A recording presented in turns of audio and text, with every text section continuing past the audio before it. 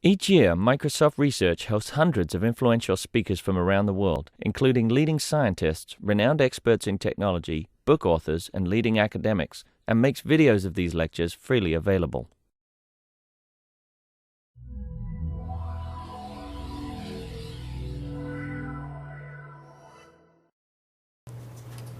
Okay, we'll get started. So I gave Hal a formal introduction yesterday, so today I won't go through it again.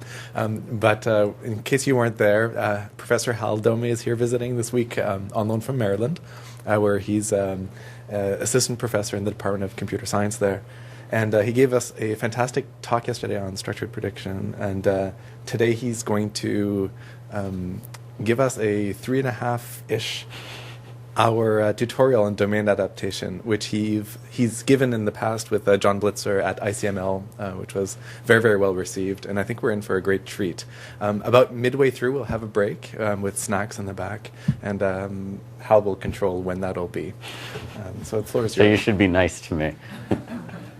I guess if you really want snacks, you could just leave, but they couldn't lock the doors, so. Okay, so this is a tutorial I gave with John at ICML last year. John's no longer at Berkeley; he's at Google. But I didn't update the slides. So anyway, he deserves credit for a lot of the work in the tutorial, and some of the stuff is work that he's done. But since he's not here, he doesn't get to give his half. So I'll try to do it some justice. Okay, so I want to sort of start out with the non-adaptation setting, just so that we sort of are all on the same page.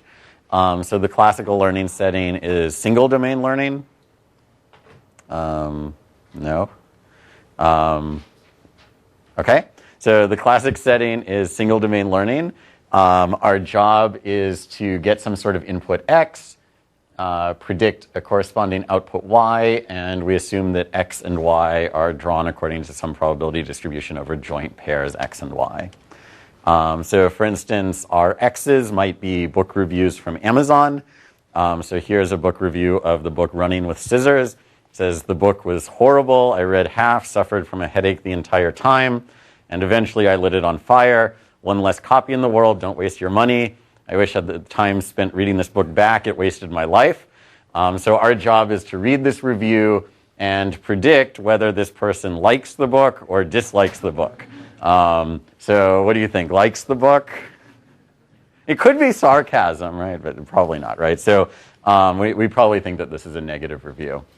So here's a second example. So this is a speech recognition example. So this is Yoram Singer. And our job is to listen to him talk and transcribe his speech. So here's him talking. So the topic of the talk today is online learning. Okay, so that would be our X, and the corresponding Y would be some sort of transcription. Okay, so this is sort of the classic setting. So in domain adaptation, we're going to talk about having two distributions. So we're going to have a source distribution and a target distribution. The source is essentially going to be our training distribution. So we get to observe labeled examples of Yoram speaking. So the topic of the talk I could today listen is to Yoram learning. forever. So, and then we're going to get test examples from some different distribution, which I'm calling T for the target distribution. So for instance, maybe we get some speech from Manfred Warmuth, who sounds more like this. Everything is happening online. Even the slides are produced online. Okay, so the task is the same. So in both cases, we're trying to predict the same sort of Y for a given X. It's just the distribution over X's has changed, right? Like Yoram and Manfred sound very different from each other. Okay. So this is the general setting that we'll talk about for sort of the first half of the talk. So there are a lot of examples. So in NLP, we have the sentiment problem. So we might get reviews of books, and we might say that book is packed with fascinating information. This is a really good indicator of a positive review. Or we might have a review of a blender that says it's a breeze to clean up. And this is, again, an indicator of a positive review. But I'm not going to review a book positively by saying that it's a breeze to clean up. And I'm not going to review a a blender positively by saying that it's packed with fascinating information. So there are other cases that we run into all the time, right? So somehow someone decided 20 years ago that it would be a good idea to annotate all sorts of data only in Wall Street Journal, because of course the rest of the world only cares about doing NLP on Wall Street Journal. But unfortunately, there are various other places where we might want to apply NLP techniques where the data looks different, although the task remains the same. The same thing happens in visual object recognition. So these are images from Amazon's products, which you might want to use coupled with some webcam to do object identification. But here, the objects have the background subtracted and edited out. Here they don't, so it's still the same task, but the sorts of examples that we're getting are changing. So this was actually a really recent paper that did this. I think it's really cool. It was ICML last year. Okay, so I'm going to talk mostly about the NLP side just because it's easy for examples. Okay, so this is basically what we're going to talk about. So at the beginning, I'm just going to introduce a bunch of common concepts that will pervade the rest of the talk. And then there will be two sort of main sections with a break in the middle. So the first is going to be what I'm going to call semi-supervised adaptation. So this means that I get transcribed versions of Yoram speaking, and my job is to transcribe Manfred speaking, but I don't get any labeled data for Manfred speaking. I only get sound files, so no transcriptions. And then in the supervised case, I'll get training data from both Manfred and Yoram, and I want to use both in some interesting way. And then at the end, I'll talk about sort of briefly stuff that this doesn't address. And since I'm here and since there are a lot of NLP people here, I'm going to talk specifically about some issues in translation and how to do adaptation in a translation setting. So the earlier example you showed, it should be unsupervised adaptation. That's what we always call it in speech. It's what you call unsupervised? Always. Okay. Unsupervised in what context? Well, it's because you get labeled data from the source and unlabeled data from the target. So it looks kind of like semi-supervised. Yeah, I mean, there's a big question about, so John and I had an argument for about an hour about whether we should call this unsupervised or semi-supervised. Somehow we settled on semi-supervised. Although part of the reason is because I actually think there's an additional question which you can ask, which I would consider unsupervised adaptation. So all of the time here, we're going to be talking about classification, supervised learning problems, but you can also talk about adapting clustering algorithms or adapting dimensionality reduction algorithms. And so there, I would think of that. I mean, you could call it super unsupervised domain adaptation, but yeah, it's kind of arbitrary. There's definitely not a consensus about what these things should be called. So then, if you want to sneak out but you care about MT, you can come back for the last 20 minutes and hear some translation stuff. Okay, so there's been a lot of work for about 50 years on trying to come up with useful measures in the classic supervised learning setting for how well you'll do on test data based on how well you've already done on training data. So the classic results that you get look something like this. So my error on test data, so this is my expected error, is bounded by my empirical error on the training data plus some term that usually looks like the square root of some complexity, so like VC dimension, Rademacher complexity, whatever you like, divided by the number of training points I have. So as I get more and more training points, the test error is going to be closer and closer to the training error. So people have been doing this forever. This is sort of in the line of structural risk minimization. In adaptation, we'd like to be able to say similar things. So we want to be able to bound how well we'll do on our test data as some function of how well we've done on training data and maybe other terms. The reason why this becomes difficult is that these two errors, although one is an expected error and one is an empirical error, they're both measured on the same distribution, right? They're both measured on Manfred or Yoram speaking. Whereas down here, the test error is measured on some new distribution that we don't have at training time. Okay, so there are a couple concepts that come up over and over again, so we're going to give them names. So the first is covariate shift. So formally, this means that for a given x, the distribution over possible labels for this x under the source distribution is same as the same as the probability under the target distribution. Okay, so what this basically means is once I've given you an x, the right label is basically the same regardless of what distribution I'm in. That would reduce to the classic case, huh? No, because p of x can be different, but p of y given x is the same. Okay, so sort of pictorially, there might be some guy, Kobe, who can understand both Yoram and Manfred. And so somehow he's able, regardless of which x he gets, he's able to use, he's able to produce the correct y.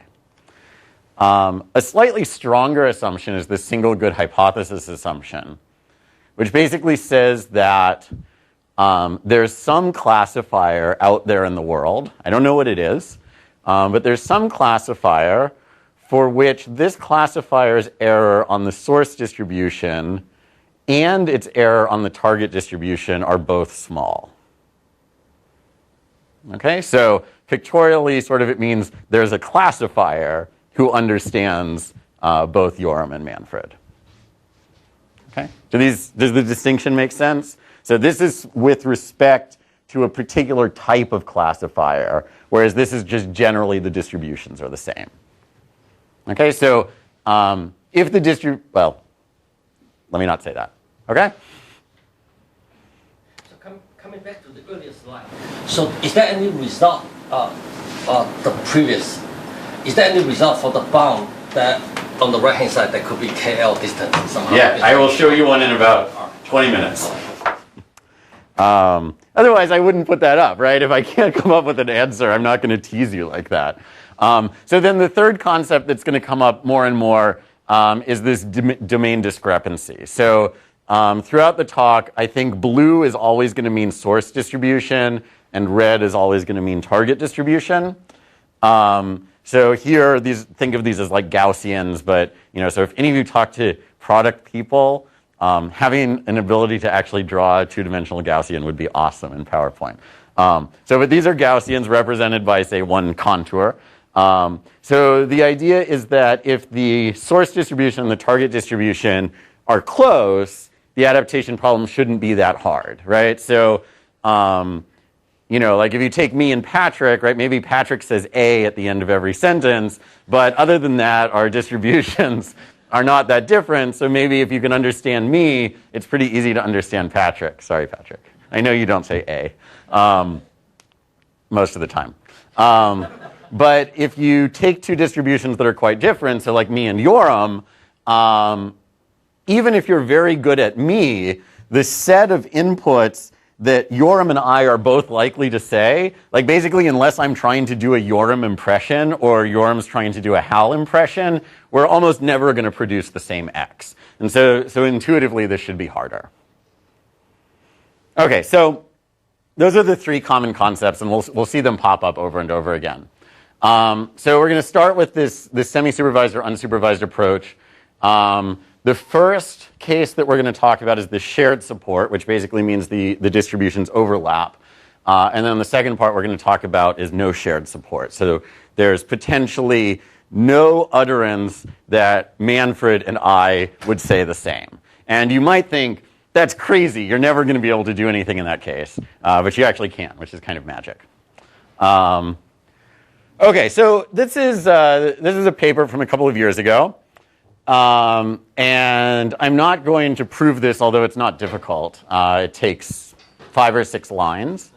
But basically what it says is that if I have the covariate shift assumption, so my conditional distributions are the same, for any classifier H, this doesn't have to be the optimal classifier, any classifier you choose, my error for this classifier on the target distribution is bounded by its error on the source distribution plus some measure of the distance between the source and target distribution. Okay, so the sort of intuitive idea is you're going to say, okay, I want to count how often I'm going to make an error on the target, right? So if I draw an example from the target distribution, and this example looks a lot like the source distribution, then my error from source and target are going to be pretty close. But if the example that I draw doesn't look like the source distribution at all, then my errors are going to be far apart. And so what I'm doing here is I'm basically saying, over all possible examples that I could draw, how far apart, basically how likely is T to say this versus how likely is S to say this. Okay, so it's not particularly complicated. This measure is usually called the total variation of distributions. Okay, so yeah. So just a question about that. Imagine on the source distribution that there's a point which is very unlikely in that P of X, but we make large error on it. But because it's unlikely, the expected error on the source distribution is low. Right. But now that point is very high probability in the target distribution. Yep. So now we're going to make very large error.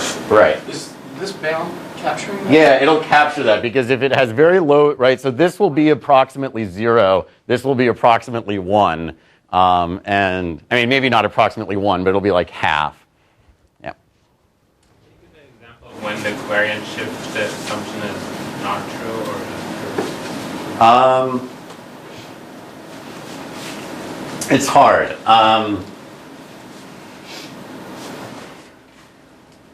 I guess intuitively,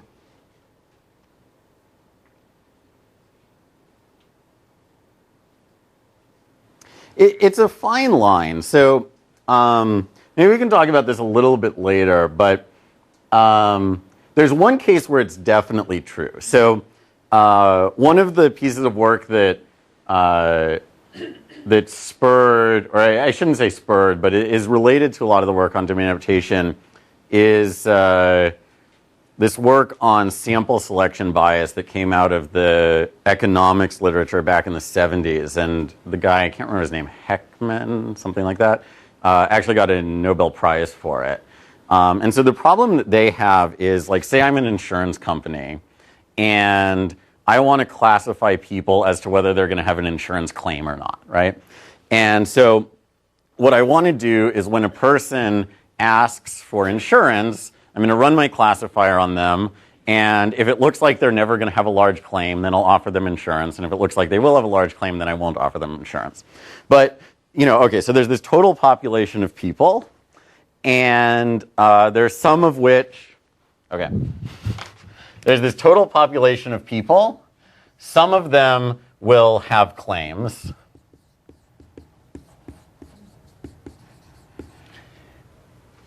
The problem is that the only people that I get to know if they'll file a claim or not are the ones that I've already offered insurance to, right? So I only get to see the people that I've offered insurance to. So what's happening here is I have a big distribution over all people, and then I have this subset distribution over people that I happen to have offered insurance to in the past. And so in this case, I think the covariate shift definitely holds. In fact, it's stronger, right? It's not just that the conditional is the same, it's that one's actually a subset of the other. So that's one case where it's clearly true. In other cases, it's definitely a fine line. A lot of it actually depends on sort of how you define X, like from a feature engineering perspective. You can sort of argue whether it's covariate shift or not. It's tricky. This bomb must be really, really bad. Oh, yeah. Continuous distribution, especially against, Jim Marston example. Yeah. It's terrible. Yeah. But it's easy. Okay.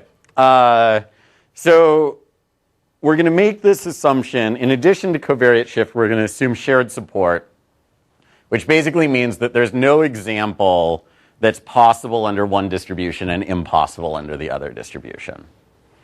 Okay, so for instance, this is not a shared support scenario because there are examples out here that are possible under one distribution but not possible under the other. Okay, and one of the ideas that you can do here is if you have sort of this distribution over examples, so here the examples look very sourcey, and here the examples look very targety. Maybe what I can do is I can increase the importance of the examples that look very targety and decrease the importance of the examples that look very sourcey. Okay, and then maybe if I train on this reweighted distribution, I can do a better job. Okay, so it turns out that this actually works pretty well. So I actually am going to walk through the steps on this just to show that none of this stuff is actually scary. It's all pretty straightforward. Okay, so our error is our expected error on the target distribution. So we're drawing an x from the target distribution. We're drawing the corresponding y from this conditional distribution, and I don't have to specify whether it's source or target because I believe covariate shift. So p of y given x is the same for both. And then I'm looking at, under these two distributions, how often does my classification differ from the true label? Okay, so we just sort of expand things out. So we're summing over all x. So I've rewritten the expectation as an explicit sum. And now we're going to do this trick that comes up over and over again in everything where we multiply by 1, where I write 1 as probability s of x divided by probability s of x. Right? So this is where I'm using the fact that they have shared support, because otherwise this could go to infinity. Okay. So now I can just rearrange things a little bit. So basically what I'm going to do is I want to make this thing look like an expectation under the source distribution rather than I want to make this thing look like an It was an expectation under the target distribution. I want to make it look like an expectation under the source distribution because the source distribution is what I have data about. Okay, so I now can rewrite it as an expectation under the source distribution with a weighting term that's given by the ratio of the probability of this data point under the target divided by the probability of this data point under the source. Okay? Okay, so now I can write my expected target error as an expectation over source examples, which is good because source examples are what I see at training time. Okay, and this term I'm going to call my instance weight. Okay, so now I have a weighted error of my hypothesis with respect to these weights, where the weights are defined as the ratio of these distributions. Okay, so that's one way to think about the problem. There's another way which actually leads to more interesting algorithms. So the way that I'm going to think about it is I'm going to ask myself, how do I get a source data point? Okay, and I'm going to describe a really weird way to get a source data point. Okay, the first thing I'm going to do is I'm going to draw a target data point. Okay, so I have my distribution over source, my distribution over target. I draw some target point. Okay, now I'm going to flip a coin that says if it comes up heads, I'm going to relabel this source point. I'm going to relabel this target point as a source point. And if it comes up tails, I'm going to throw it out. Okay? So I'm drawing something from the target, and then some of the things I draw I'm throwing out. The other things I return as draws from the source distribution. So this one I might relabel as a source point. This one, maybe his probability under the source distribution is so small that I don't relabel him as a source point. Okay, so if you follow this analogy, the way that I can draw a point from the source distribution is to draw it from the target distribution and then decide whether I should move it over to source or not. Okay, and then I have to normalize this. So this is just the regular normalization constant. All right. So we're going to do some algebra. I'm not going to walk through all the steps. It's, you can look back at the slides after the fact if you really want the details. But it's not that interesting. So I basically apply Bayes' rule. I rearrange things so that I have this, did I select it into the source distribution thing on both sides. I recognize that this top part is independent of x. So from a classification perspective, it doesn't matter. And I can then rewrite my error on the source distribution as an expectation over examples drawn from the source with a weight given by 1 divided by the probability that this coin comes up heads, and then my usual error on this example. Okay, so this has basically given us a different way of coming up with instance weights.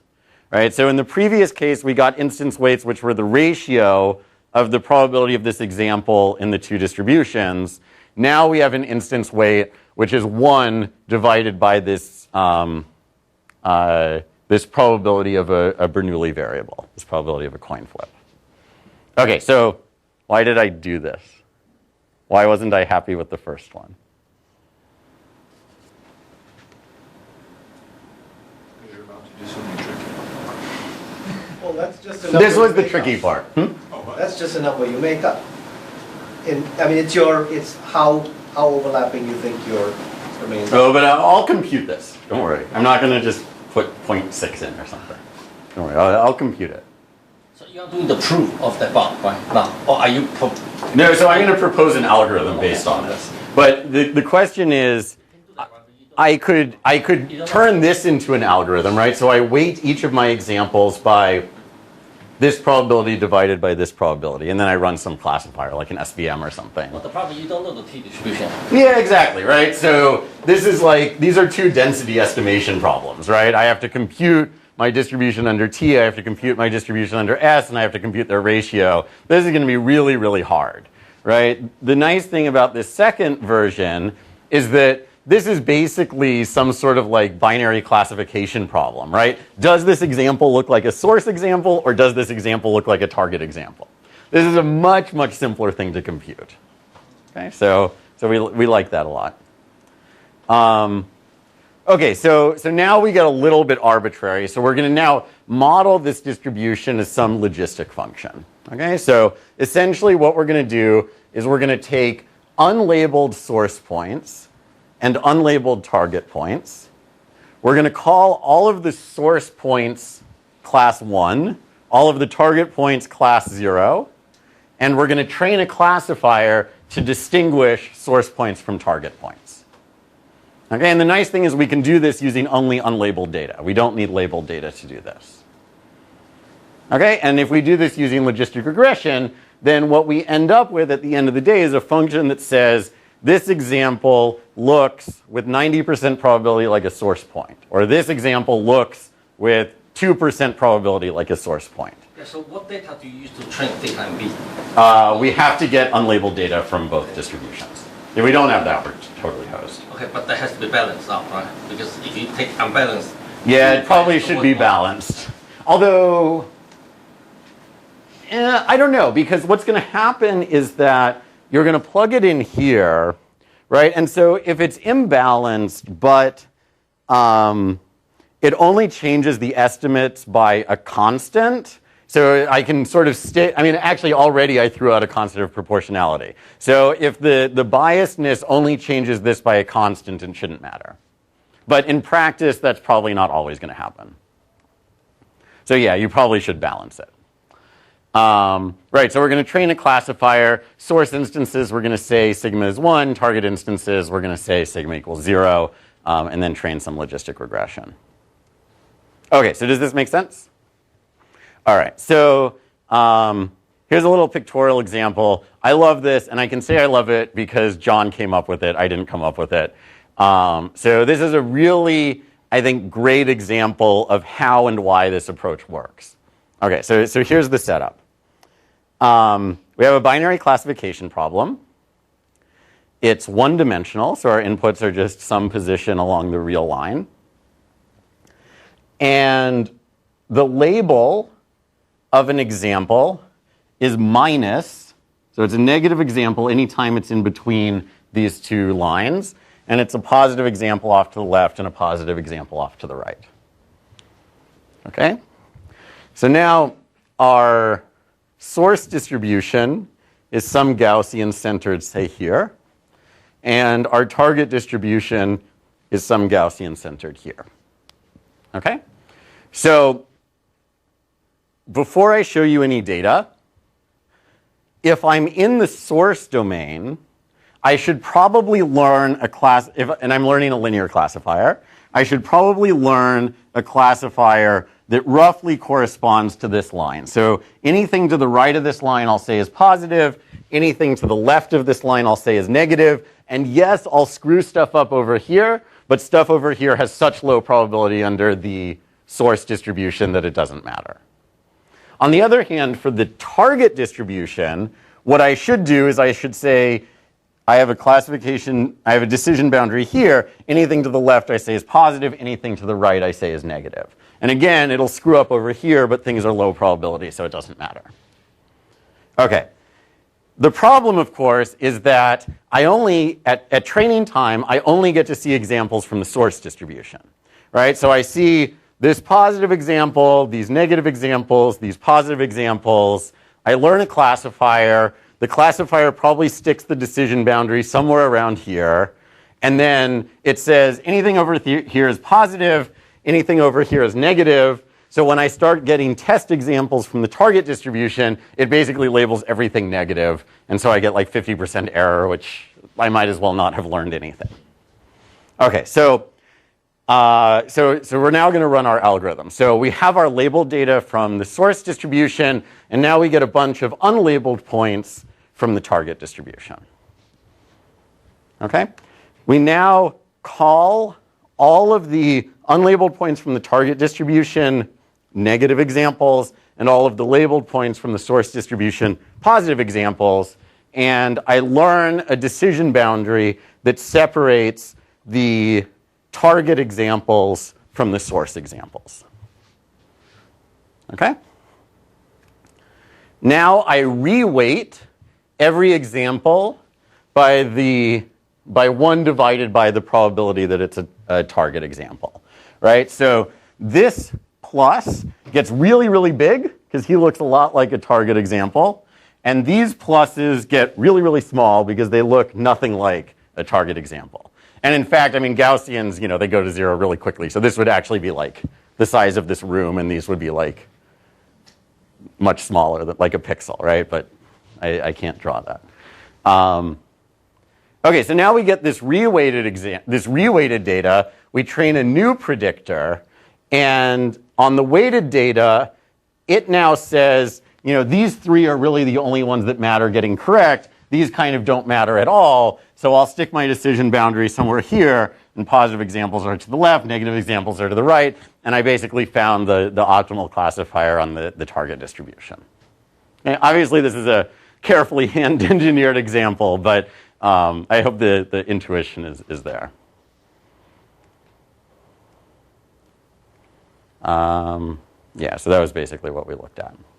Okay, so that gives us an algorithm. Does this algorithm actually work? So we have to look at a couple terms. So one of the things that bugs me in domain adaptation is like these nice clean bounds that we have in single task learning. You have to add like 50 new terms to deal with the fact that there's a domain divergence. But I'll try to step through it in a reasonable way. Okay, so this is our weighted source error on a sample of size n. So it's an empirical error because it has a hat. It's sourced because it has S. It's weighted because it has a weight. And it's on n examples. And you can basically prove something like this. So the difference between my test error on the target distribution and my weighted training error on the source distribution is not too big. All right, and what does it mean by being not too big? Well, we have this order 1 over delta, which is just to make the probabilities go through. But the thing that matters is we have something that looks like a complexity divided by n, which is sort of the bound that we expect to see. Okay, so what does this complexity say? So it's a term that grows linearly in the square of the largest weight for an example. Okay, where the weight is the reciprocal of the probability of this example being a source example. Okay, so there are actually more complicated bounds. If you're interested, there's this paper by Arthur Gretton that talks about these things. Okay, actually, I thought there was a slide about this. So the problem is that this can be enormous, right? So if there's an example that's, say, 100 times more likely in your source distribution than your target distribution, then this is, 100 squared. So now you have something that grows linearly in 10,000, which means that unless you have, at least 20,000 data points, this bound is completely vacuous. Okay, so this is their measure of how different are these distributions, and the problem is that this is a really, really weak measure. So I assume that for multiple classes, you just replace the logical regression by if you have multiple domains? Yeah. Yeah. Can do that. Yeah, and I think the theory more or less goes through. It should work fine. So the question that I have is that when you describe this logistical regression to decide what kind of weight you have, but you can't label target domain. How do you know which is target domain, which is source domain? Oh, so I assume that you tell me that these are speeches given by Yoram and these are speeches given by man. Oh, so that would not be that semi-supervised learning anymore. It would be supervised. Well, but you don't get to see the transcripts. You only get to know who said it. Oh, I see. Okay, so you have that level of the supervision. That's supervision, right? Yeah. So this is just to bound the difference of these two risks, right? Still, it doesn't guarantee a bound on the absolute value of the risk of the target. You can rewrite it so that it does. So you can. So this always used to confuse me. People like to present bounds like this. It's actually easier to prove them in this way. But if you just rewrite it as this error is bounded by this error plus this, the same thing holds. So you do get the form that you expect. It's just this is easier to derive. Yeah, Patrick? How does the number of unlabeled data matter? So n is the number. Yeah, of course it matters, right? So it's kind of hidden here. Let me see what I can say.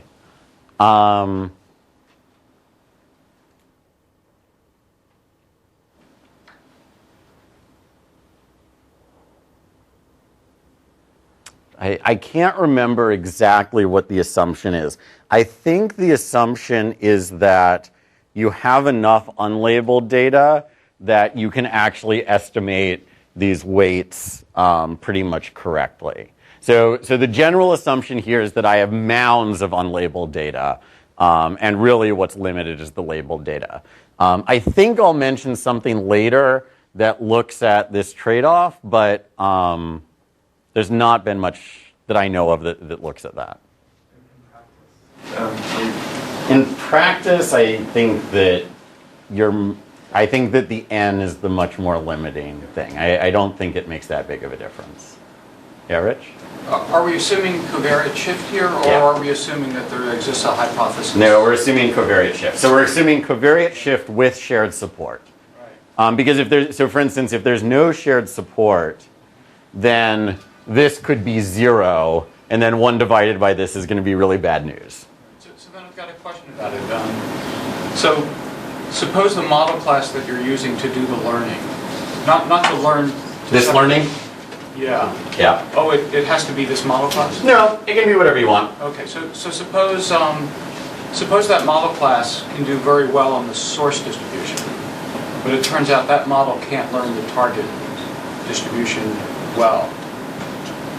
Now it seems like you've made some assumption that sort of the model class is equally good on the source and target distribution, which is why I was wondering if you were making the assumption that there existed a single hypothesis that was good on both, as opposed to just the covariate hypothesis. Yeah, let me think about that for a second.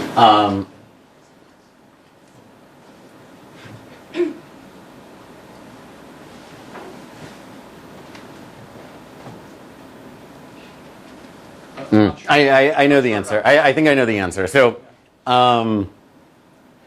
the idea is that, right, so what could happen is maybe on my source distribution, there's this nice linear classifier that's happy. But then maybe things go wacky on my target distribution where I get this like really curved thing, right? The reason why this is still okay is because what I'm measuring is my weighted source error, not my vanilla source error.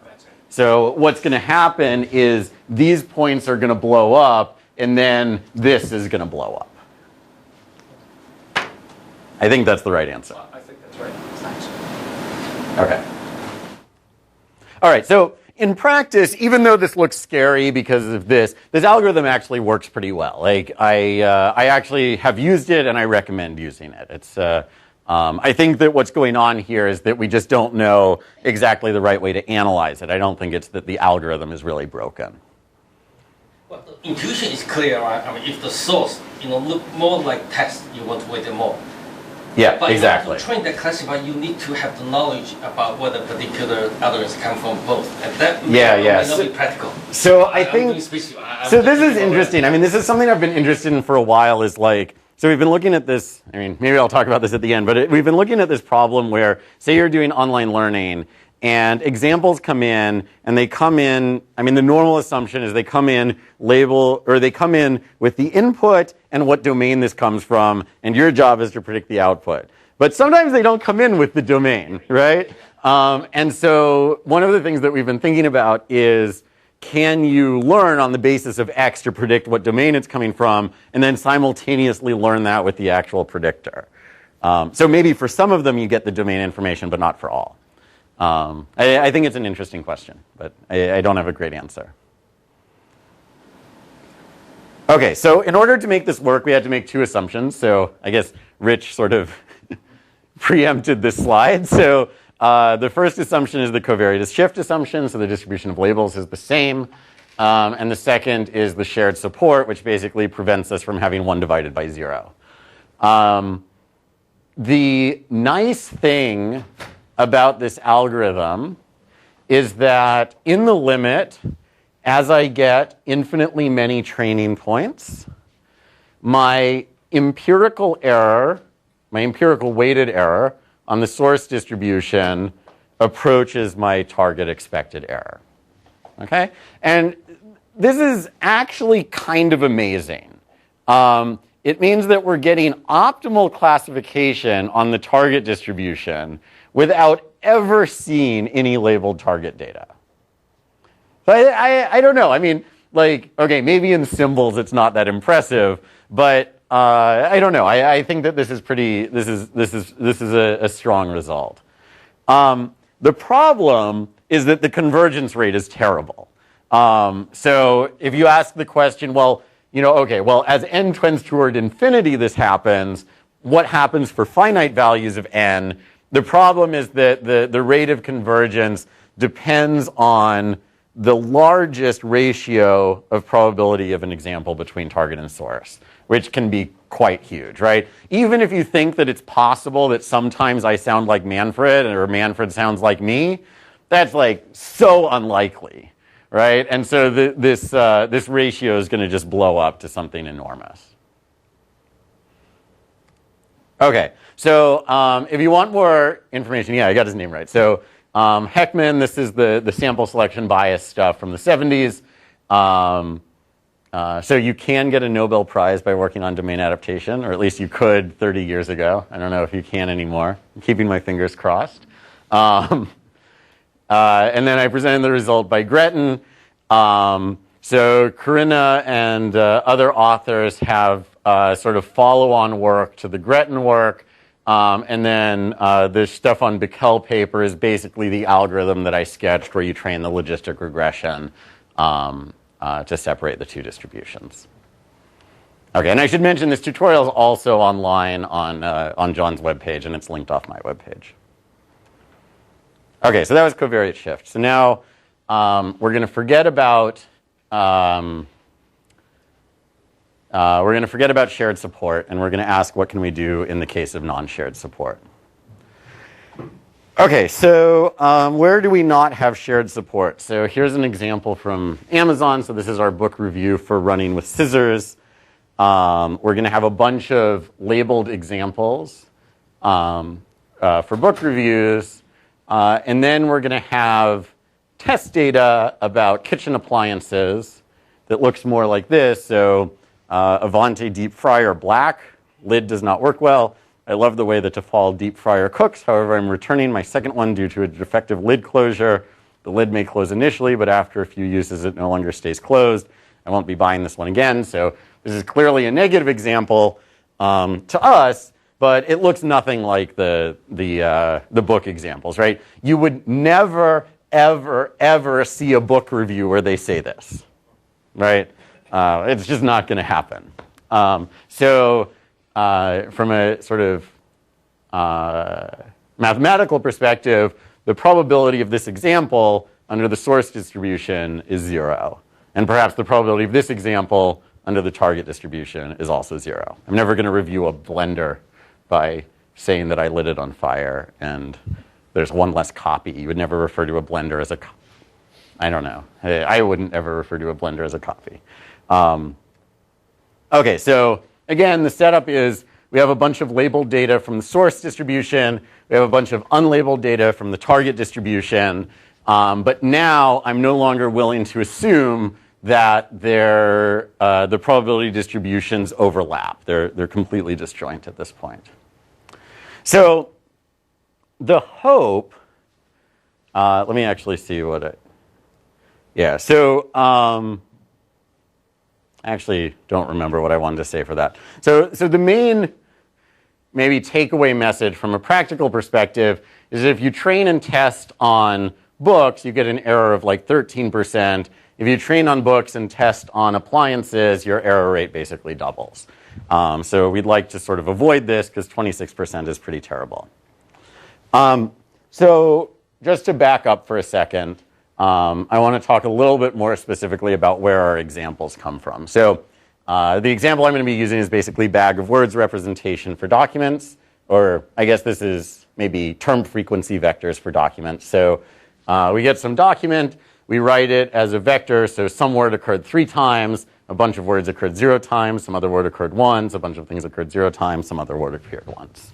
Okay, so this is our vector x.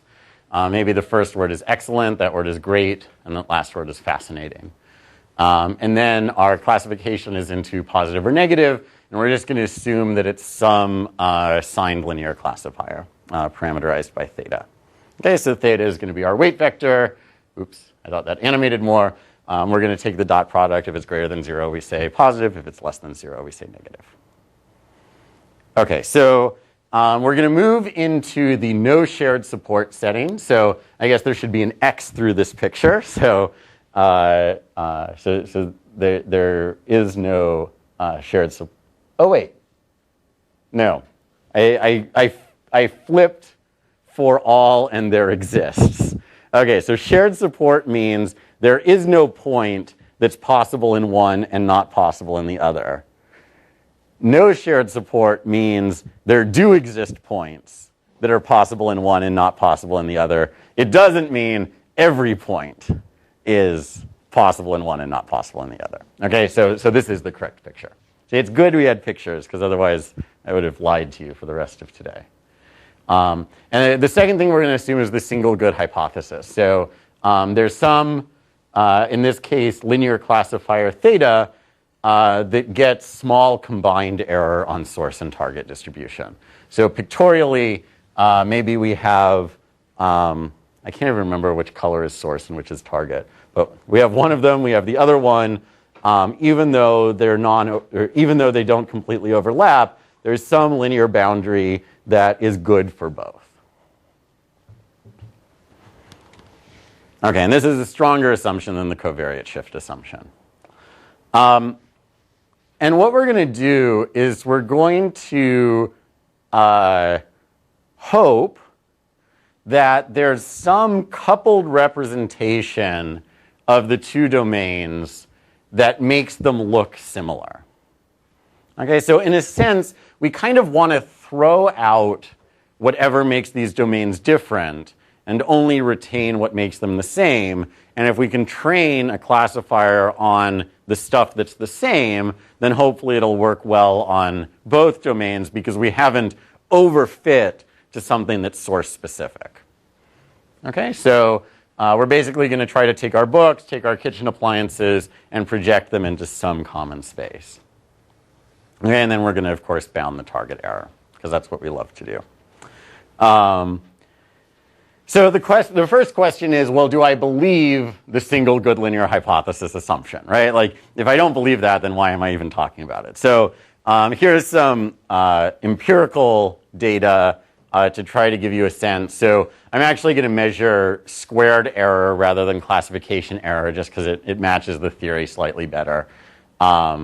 So here we're predicting +1 and -1, and we're measuring how far off our squared error is. So if we train on books and test on books, the error is like 1.35, whatever that means. If we train on kitchen and test on kitchen, the error is like 1.19. Lower is better, of course.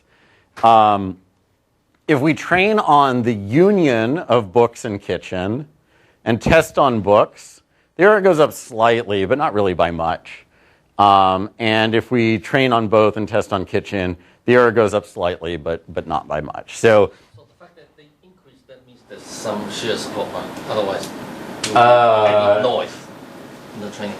Right? It does have something in common from different domains. No, the next numbers I show will show that. What this is saying is that even though, okay, so we're always training a linear classifier, right? So if I'm training my linear classifier in books and I add in a bunch of crap from kitchen appliances and it doesn't really make it much worse, then I kind of believe single good hypothesis, right? Because I found some hypothesis that's pretty good for both. Okay, so the other thing you can ask, of course, is, well, what happens if you train on books and test on kitchen and vice versa? And it turns out that this is pretty terrible. So this is evidence that there are points that don't have shared support. Okay, so if we go back to what we talked about at the beginning, right? So we know that our error on test is bounded by the error on target plus this total variation. But there's a lot of problems with total variation, which we'll go into in a second. But the question is, if we assume that a single good hypothesis exists, can we get a better notion of discrepancy than total variation? So the idea is total variation is completely agnostic to the fact that we're trying to classify, right? It's just some measure of difference between probability distributions. So maybe if I keep in mind the fact that my end goal is classification, I can develop a better measure of the difference between the domains. And so the idea is we're going to look at two classifiers, so H and H prime. You can think of H and H prime maybe as like H is really good on books and H prime is really good on kitchen appliances. Okay, and what we're going to ask is, if I learn H, but the truth is H prime, how bad is that for me? Right? So in order to do that, we're going to look at the regions of space where they disagree. Right? So maybe H says everything down here is positive, everything up here is negative. Maybe H prime says everything over here is positive, everything over here is negative. So I don't know if I set this up right because I'm not sure whether gray is supposed to be good or bad, but either these are both good and these are both bad, or these are both bad and these are both good. Right? Okay, so so gray is bad. So gray is where they disagree. So we're essentially going to define this measure of discrepancy as, under the distribution that we care about, how big are those bad pi wedges? Right? So they might be big, but maybe there's no data in there anyway.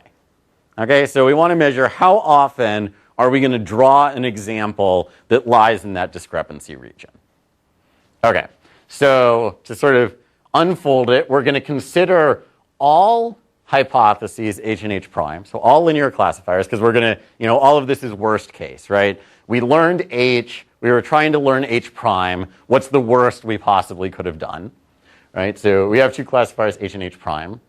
We're looking at how much do H and H prime disagree on the source distribution versus how much do H and H prime disagree on the target distribution.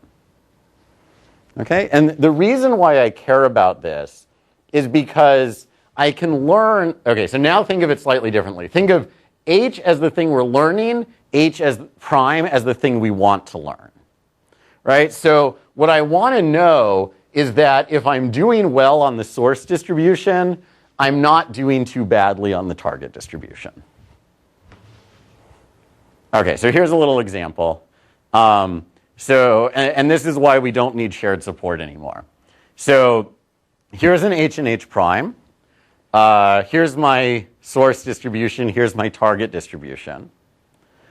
Right? So intuitively, you might say, well, these two hypotheses are very different. So maybe they lead to high discrepancy. You could also say, these distributions don't overlap at all. Maybe this is high discrepancy. But in this case, it's actually low discrepancy because there are no points on which H and H prime disagree. Right? On the, let me see if I can say this better. So, I shouldn't say there are no points. There are exactly as many points in one distribution on which they disagree as there are in the other distribution. Okay? So they're disagreeing all the time, but they're disagreeing equally often on each distribution. So we say that this distribution discrepancy is low. It's also low the other way around, right? So if they're never disagreeing on the source distribution and they're never disagreeing on the target distribution, this is also low discrepancy, even though these two distributions are far apart.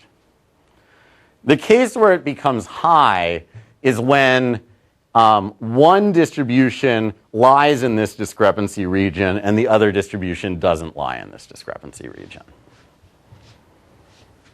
Okay, so we've defined this notion of discrepancy. The question is it good in any way? And we're going to sort of compare it to this notion of total variation.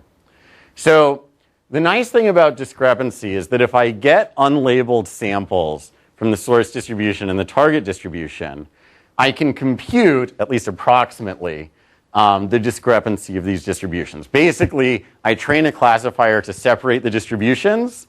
If the classifier does a good job at separating them, then they're far apart and they have high discrepancy. If the classifier does a crummy job of separating them, then they're close together.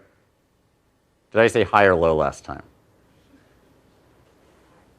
Okay, if they're far apart, it's easy to separate. They have low discrepancy.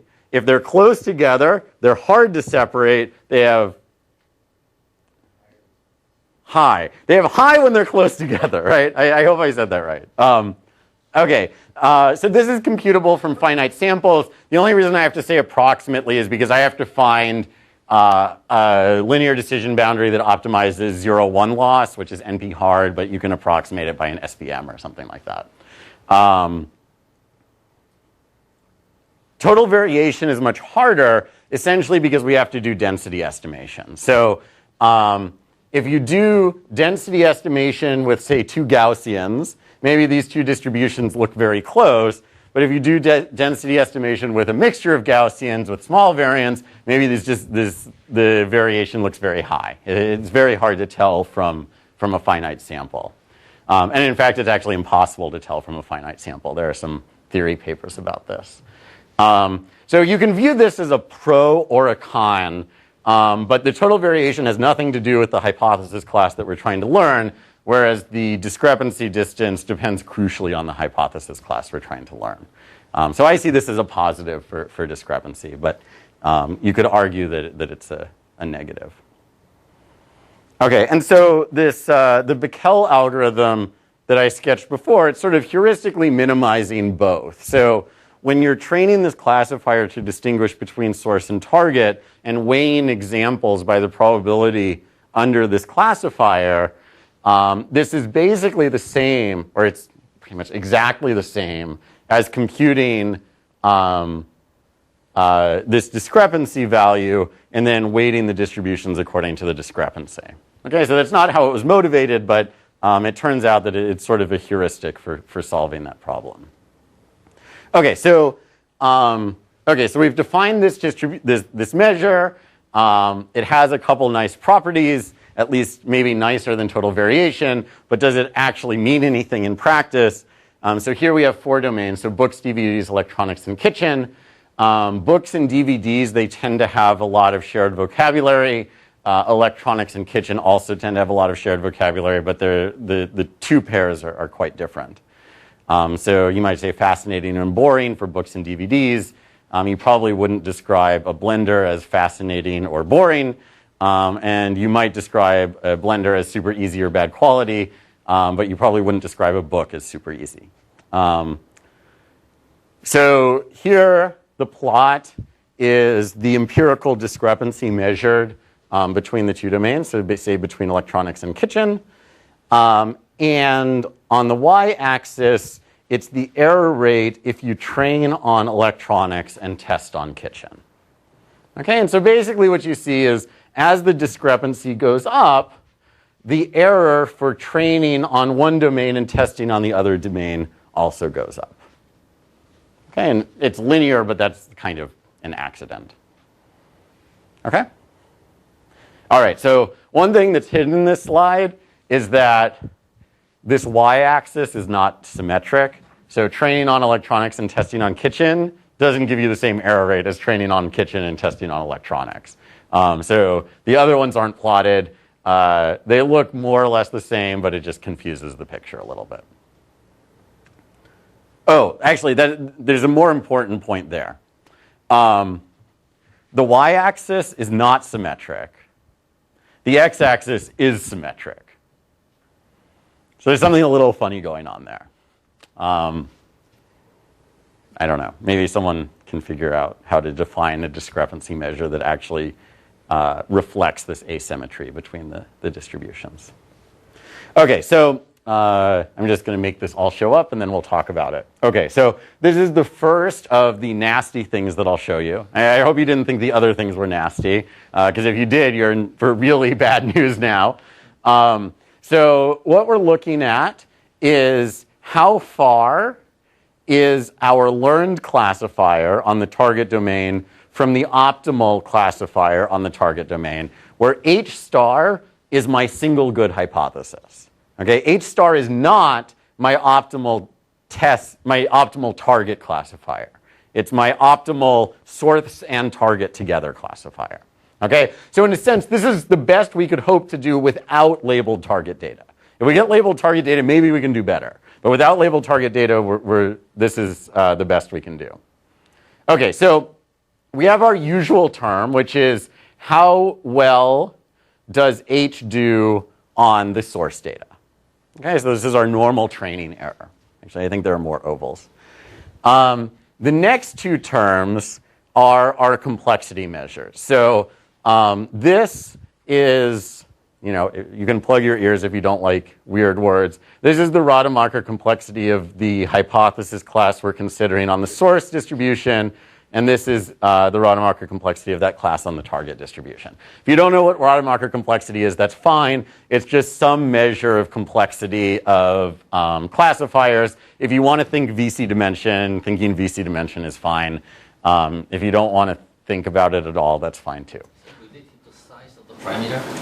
Yeah, it's basic. So Rademacher complexity is basically how good is my hypothesis class at fitting noise. So if I take data, I add noise to it, can it fit that noise? And if it's a very rich hypothesis class, it can fit all sorts of crazy noise. But if it's not very rich, it can't fit noise. Okay, so that's sort of the intuition behind Rademacher.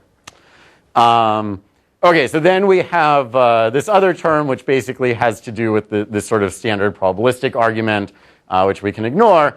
And then the last term is this discrepancy term, which we just defined a couple slides ago. So basically, I think the way to think about this is if I can get low error on the source distribution, and there's a small discrepancy between the source and target distribution, then I'll have low error on the target distribution. Okay, and these are sort of, if you're doing linear classifiers, this is just a constant. If you have a fixed number of points, this is just a constant. Okay? Oh, one last thing. The thing that's really nice about this bound is everything on the right-hand side you can compute from unlabeled data. Well, this you need labeled data, but you have labeled source data. Rademacher complexity you can compute from unlabeled data. This is just something, and the discrepancy we said we can compute. So it's not one of those bounds where it's like, gee, I hope that number's small. You can actually compute the number and see if it is small or not. Okay, so here's an example of how you can do this in practice. So we're going to have a linear hypothesis class, and we're going to take our data, and we're going to use some projection matrix P to project it into a lower dimensional space. And the idea is that information that's important for classification should be preserved under this projection, but information that is relevant only to one domain or the other should not be preserved under this projection. Okay, so the simplest projection, of course, is the identity projection. So we just copy our vectors. This is kind of uninteresting. The more interesting case is when we have some non-identity projection and we actually drop the dimensionality of the space. Okay, so maybe we start out with this big vector and we project everything down into 2 dimensions.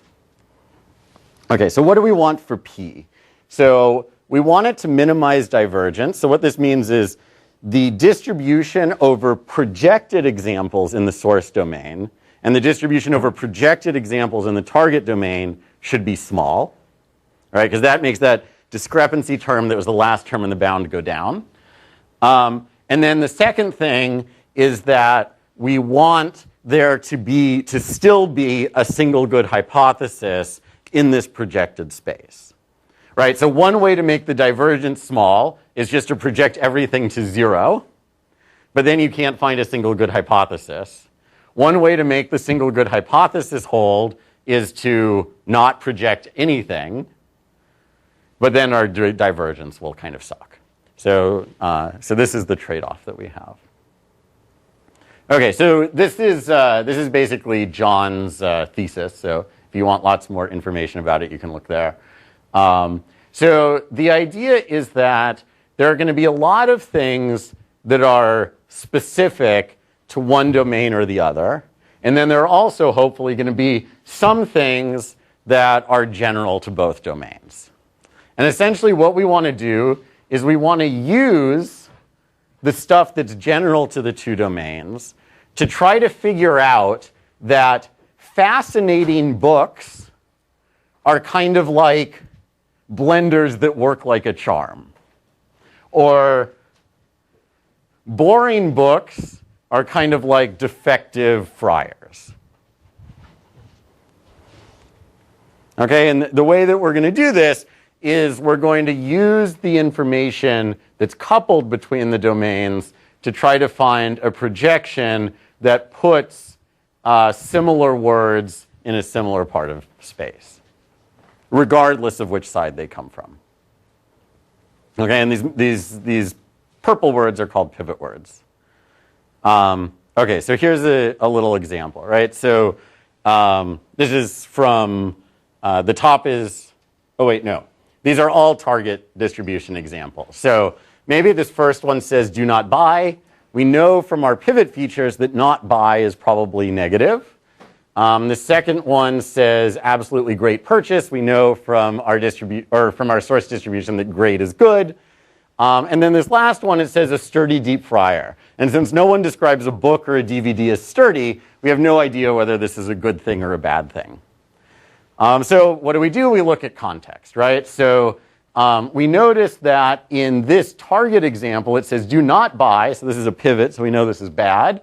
But blah, blah, blah, blah, blah, blah, blah, defective, right? So maybe defective is indicative of negative. And then the next one says an absolutely great product, blah, blah, blah, blah, blah. This blender is incredibly sturdy. So maybe sturdy is a positive thing.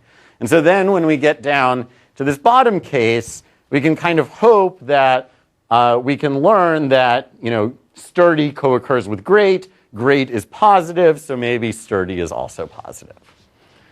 Okay, so that's the intuition. The mechanics behind it, how it works, are a little bit complicated, But basically, the game that we're going to play is we're going to take a document and we're going to try to train a classifier to predict whether this document contains the word great or not. Okay? Yeah. Negations. I hate those. They should be disallowed. I have nothing to say about negations, right? I mean, negations are actually interesting because it's basically an XOR problem. And so linear classifiers are going to die anyway. So yeah, there are lots of issues with this. But so maybe we see that, you know, often if we see the word sturdy, this is a good predictor of the word great, right? Which hopefully indicates that there's some relationship between being sturdy and being great. Okay, so for each of these features, we train a classifier to predict whether the review contains the phrase highly recommended based on the rest of the text in the review. And we can write this down as a big matrix of weights, right? Weights for each possible pivot. Let me actually skip this part. No, I shouldn't skip this part. Okay, so yeah, I should actually go through this. No, I'm actually not going to go through this. It'll take too long. Okay, so what do I want to say? So I'll give the sort of brief summary. So the brief summary is that there might be features that are consistently highly indicative of positive pivots and other features that are consistently highly indicative of negative pivots. And so what I'm going to do is I'm going to find, so basically what this means is that even though this is a high dimensional matrix, there's low dimensional variation in it. Okay, so I'm going to run PCA or whatever you want, do a singular value decomposition on this giant matrix and find the direction of maximum variation. And this is going to correlate features, which are just other words, with pivots, which are the words that I know things about. Okay, so it turns out that later people discovered that this is basically running CCA. So if you know CCA, this is exactly CCA between the source distribution and target distribution. And so now the classifier that we're going to learn is a linear classifier not on the inputs X, but on the projected inputs. And then we're going to threshold it. Okay, so if we go back to the bound, so I'm not going to measure these things because they're going to be constant for everything that we talk about. But I can measure how good is the source classifier and what's the discrepancy. Okay, so we're going to start with the identity projection. So we're not going to project anything.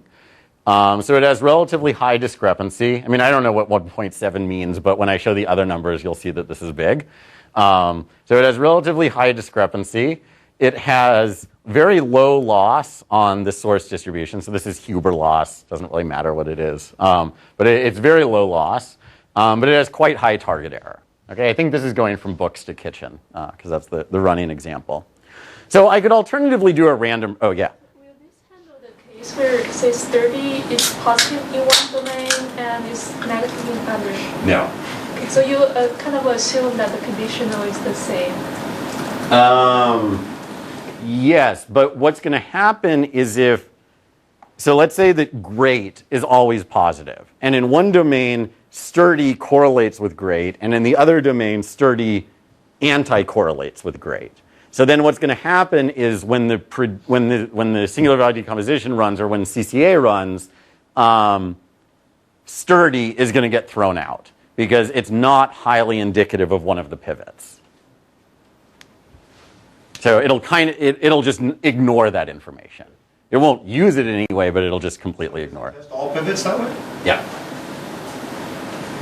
Okay, so discrepancy is high, source error is low, target error is high. You can also do random projections. People like random projections. Just choose a Gaussian random matrix. Discrepancy drops. This is kind of just an artifact of the fact that you've dropped the dimension. So there just aren't as many classifiers in lower dimensions. The source error has gone up dramatically because we're throwing away useful stuff by this random projection. And the target error is worse than random guessing. So that's not a good idea. So then you can do this coupled projection thing, this CCA thing. So the discrepancy drops actually below what you have for random. So the number of dimensions retained here is the same. So it's actually kind of comparable. The source error only goes up it goes up 6.5%. Whether you think that's slightly or not, I don't know. But the target error is sort of better than the previous. Okay, so at least there's sort of, from a, can I tell a story about this bound? It seems there's some story I can tell. Okay, so how does this actually work in practice? So we're going to consider 3 source domains, so books, DVDs, and electronics. We're going to always test on a kitchen domain. And this is how well we do if we train on kitchen and test on kitchen. Okay, so this is now accuracy. This isn't some wacky like Huber loss or something. So now we're going to do no adaptation. So we train on books, test on kitchen, train on DVDs, test on kitchen, train on electronics, test on kitchen. So electronics and kitchen are the most similar, so it's not too terrible.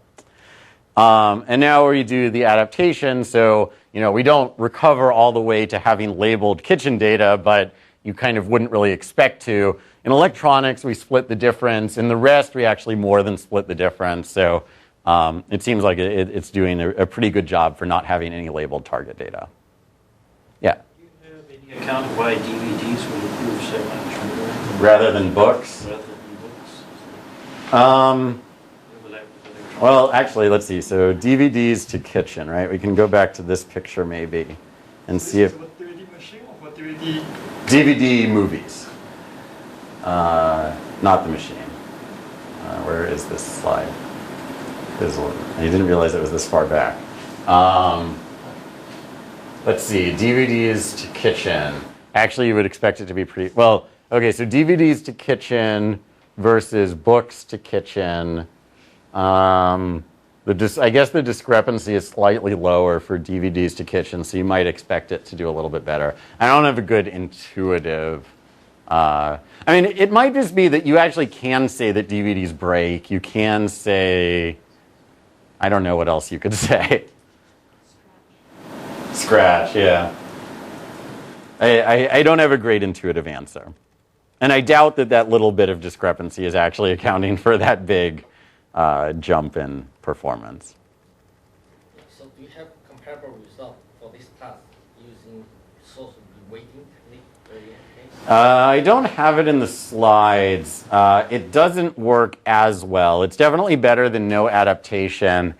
Because it doesn't satisfy the shared support. Yeah.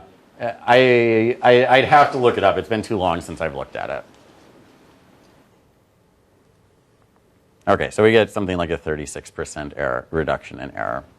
Okay, so you can also look at what P does. This is, I don't know if this gives you that much intuition, but up here, so this is 0. These are things that are indicative of positive, things that are indicative of negative, and where different words fall along this projection. So in books, I guess Grisham writes good books, or at least he writes popular books. Things that you must read, things that are engaging, things that are fascinating.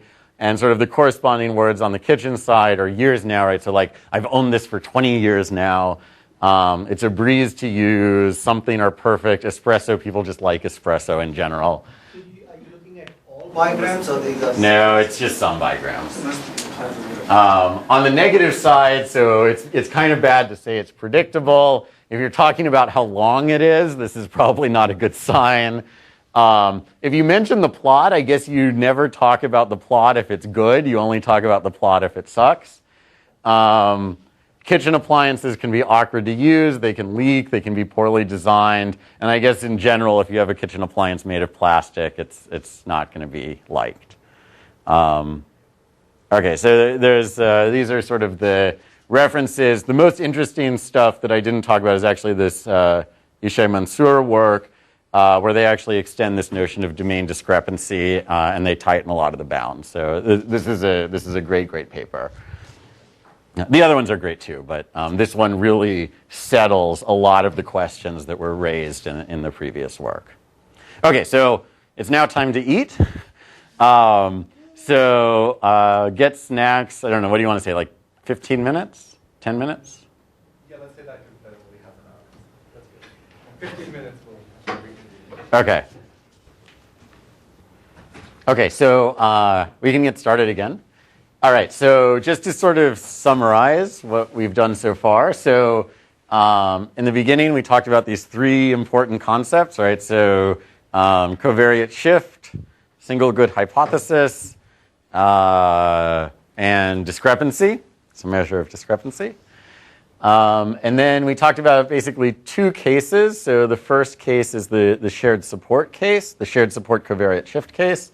And there we have this algorithm where we train a classifier to separate the two distributions and then use the probabilities that it produces to weight examples when we're training a source classifier. And then the second one, we basically said, okay, don't do weighting. Instead, we're going to try to project the source data and the target data into some common space. And we're going to hope that single good hypothesis still holds in that space and there's relatively low discrepancy. Okay, and so in all of these cases, the best that we could hope to do, say in the single good hypothesis case, is as good as that single good hypothesis. Okay, so what we're going to do now is we're going to ask the question, well, what happens if I can get a small amount of labeled target data? Now I have the potential to be able to do better than single good hypothesis. Okay, and so the question, of course, is can we? So I'm going to talk about two sort of styles of approach. At some level, they're basically the same. So one is basically thinking about adaptation at a feature level, and the next is thinking about adaptation at a parameter level. So sort of, if you squint, this set is going to look sort of like discriminative learning. And this set is going to look not like generative learning, but it's going to be like graphical models stuff. So there will be a little bit of things like that in there. And then I'll talk about translation at the end for those of you who are holding out for the translation. What? Yeah, I'll have Lucy pat you on the shoulder when it's time to pay attention. Okay, so... all right, so here's feature-based approaches. So let's say that we're looking at reviews of cell phones and reviews of hotels, right? So actually, someone asked a question almost exactly like this earlier, right? So in both cases, saying that this product is horrible is a bad thing. But saying that your cell phone is small is usually good, but saying that your hotel is small is actually usually bad, right? And so if you don't have any labeled target data, sort of the best you can hope for is that you just learn to ignore the word small. But now that we have some labeled target data, we're going to actually try to learn that horrible behaves the same across the domains and small behaves differently across the domains. Okay, so this is sort of the brief summary of this 2007 paper I had, which probably actually everyone knows about. It's like that key example of if you have like a really easy, like trivial to implement paper, it will be your most cited paper ever, even if it's like not something that you're that proud of. But the idea is we want to share some features across the domain and we want to not share others. But of course, I don't want to have to hand specify which ones to share and which ones not to share. So I'm going to let some arbitrary learning algorithm decide which is which. And I'll tell you in advance, I'm actually going to tell you more than was in that ACL paper. So you might actually get something new. Okay, so this is the feature augmentation technique. So we have two examples. The phone is small. The hotel is small. So if we're doing bag of words representation, we can extract these words from this source example, these words from this target example. Then naively, we could learn a hypothesis on, say, the union of this data, in which case maybe we would just learn that small isn't indicative of good or bad because sometimes it looks good, sometimes it looks bad, so let's give it a weight of 0. So these are going to be our original features. I'm then going to add source-specific features and target-specific features. So these are the augmented features. So source-specific features I only generate for source examples. Target-specific features I only generate for target examples. And so now if it wants to learn that small is good in the source domain, it can put a high weight on s colon small, and if it wants to learn that small is bad in the target domain, it can put a large negative weight on t colon small, and then maybe put a 0 weight on w colon small. All right, so for source domain, we expand the feature vector for x into x followed by a bunch of zeros, and for the target domain, x followed by a bunch of zeros followed by x. Okay, and this is, of course, a redundant representation. You could actually get rid of the last copy, and it doesn't really matter. Okay, if you like kernels, there's sort of another way to think about this. So if we do this feature expansion, and then we compute the kernel between two examples, the kernel in the augmented space for examples that come from different domains is just the same as the kernel in the original space, because you basically get x.x plus x.0 plus 0.x. And if these two examples are from the same domain, then we get x.x plus x.x plus 0.0, which is just 2. And of course, now you can play this game. Well, now 2 is kind of like a hyperparameter. Maybe I can play with 2 and set it to different values, maybe depending on the discrepancy, right? So if they're very different, maybe I want this to be high. If they're very similar, I want this to be low. I never really tried anything like that, but it seems like a reasonable idea. So one interesting thing to note is that at this point, we've basically ensured that single good hypothesis is going to hold. Like, if there was a good hypothesis in the source distribution, and there was a good hypothesis in the target distribution, maybe they have nothing to do with each other. There's going to be a good hypothesis in this data, because I can just have the good one in the source, ignore everything but this middle component, the good one in the target, ignore everything but the final component, and they're going to do awesome, right? And we've also destroyed shared support, right? It's absolutely impossible to see a non-zero here in the target domain.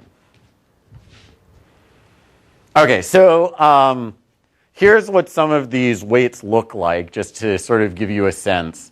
So here what we're doing is we're doing named entity recognition. We're trying to pick out people, geopolitical entities, organizations, and locations. And we have 6 different domains. So we have broadcast news, telephone conversations, newswire, blogs, Usenet, so news groups, and telephone conversations. Sorry, this is like conversations of people on the news, right? Like, you know, gee, how's the weather today? Blah, blah, blah, right? Okay, so big means large weight, white means positive, black means negative. So the feature that we're looking at in particular is this feature bush. And so in general, which basically means across all the domains, so for the shared feature, this word bush is highly indicative of being a person, and it's highly not indicative of being an organization. But in broadcast news, it's even more certainly a person, which means probably in broadcast news, they're not really talking about like shrubbery. And so on. So this is kind of a not super interesting case. Maybe a more interesting case is this. So here the feature is the previous word is the word the.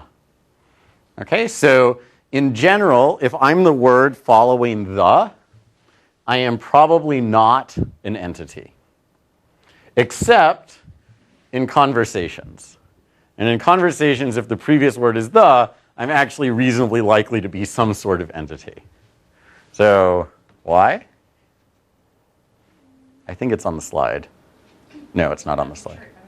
The church or... Yeah, the church or... Yeah, exactly. I don't know why people only say this in conversation. The bat. Yeah.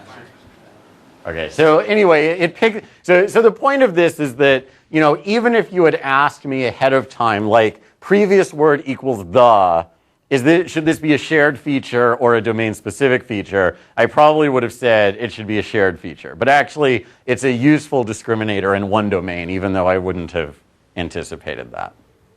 Okay, I have other examples, but I won't show them all. Okay, so this is like the nasty chart. I'm not going to go into too much detail, but this is basically like other ways you could try to solve this problem. And then this is how well you do with the feature augmentation stuff. And the bold ones are, of course, the case where this either wins or it ties for the best within some confidence. I think it's like 5% or something. And we have a bunch of tasks. So this is named entity recognition. Here we have a bunch of different domains. These are the ones I showed before. This is this is named entity recognition in the Connell data. This is part of speech tagging where you train on Wall Street Journal, test on PubMed. This is capitalization where you train on Wall Street Journal and test on CNN. This is syntactic chunking on the tree bank. So lots of people don't know this, but the tree bank isn't just Wall Street Journal. There's other stuff in there too. So there's Wall Street Journal, there's Switchboard, which is it's telephone conversations, right? Yeah, okay. And then there's subsets of the Brown corpus. So there's like fiction and other things. I have no idea what all of these things stand for, but it's different types of English text. So one of the things that's interesting is that, and so all of these numbers, it's I train on everything else and test on the one that's held out. So if I train on everything else and test on Wall Street Journal, Augment does a good job. If I train on everything else, test on Switchboard, it does a good job.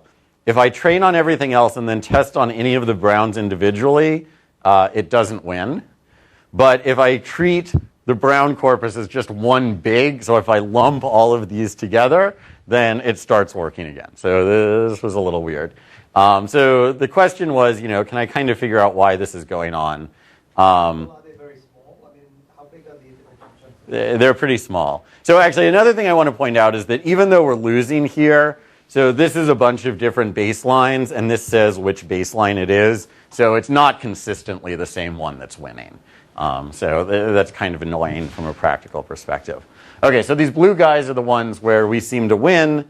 It turns out that if you look at the ones on which we win and look at these two columns, which I didn't explain. So this is if you train only on everything else and test on Wall Street Journal, how well do you do? So you train only on the source domains and then test on the target domain. This is if you train only on the target domain and test on the target domain.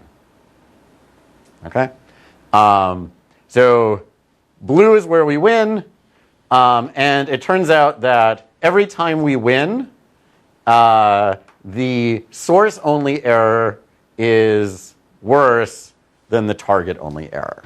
Okay, so what does this mean? So why would the source-only error be better than the target-only error? Right? Here I'm training on other stuff, testing on Brown. Here I'm training on Brown, testing on Brown, but I'm doing worse training on Brown, testing on Brown. Why? Because I've got no data, right? So the reason why you do better training on source and testing on target is if you have lots of data and the domains are pretty close, right? If they're far, it doesn't. I can give you like a billion examples and it doesn't matter. But if they're close and I have lots more data here than here, I'm going to win with the source-only model. And it turns out, and we couldn't really explain this at the time, that these were exactly the cases where we didn't win. Okay, but it was at least a correlation. Okay, so then, some students like, I need a project to work on. I'm like, okay, well, go explain this. Okay, so then he comes back, a couple weeks later, and he says, okay, I explained it. Here's something. Okay, and it takes me a while to try to figure out how this explains it. Okay, so, all right, I'm going to walk you through this. So this now, if you thought the semi-supervised bounds were bad, it's getting even worse, right? Because now I have more data in the mix. I have more terms that I have to talk about. Whatever. Okay, so our error on the target data is what we care about, of course. Now we have training data from both source and target, right? So I'm going to look at my average source and target error. Okay, so for the way that I've presented this bound, I've assumed that I have equal amounts of source and no, I haven't assumed that. Erase the last 10 seconds of your memory. Okay, I just measure these errors. Okay, so I have my Rademacher complexity term just like before. I have my discrepancy term just like before. And the new thing that's changed, so I used to have something like square root 1 over delta divided by n. Now I have some labeled examples in the source domain and some labeled examples in the target domain. Okay, and I can get more of both. Okay, more of either, I guess. Okay, so, you know, I can look at this and I'm like, okay, well, it kind of makes sense, right? As I get more examples, it's good. Okay, but why does it sort of correspond to the observation that we had here? So what I want to do is I want to think about two cases. So I'm going to think about the case where I train and test only on the target versus the case where I add in the source data and I do this augmentation. Okay, so forget about source only. I'm only going to talk about target only and the augmented. Okay, if I train and test only on the target, then this term goes away because I'm not using any source data. And this term goes away because I'm not doing any adaptation. Right? When I do the adaptation and I add in this source data, what's happening is I'm going to pay this discrepancy term, but I win because my number of source examples is going up. So what's happening is that if I get enough source data that this 1 over square root n dominates this discrepancy penalty, then it's going to be advantageous to throw the source data in.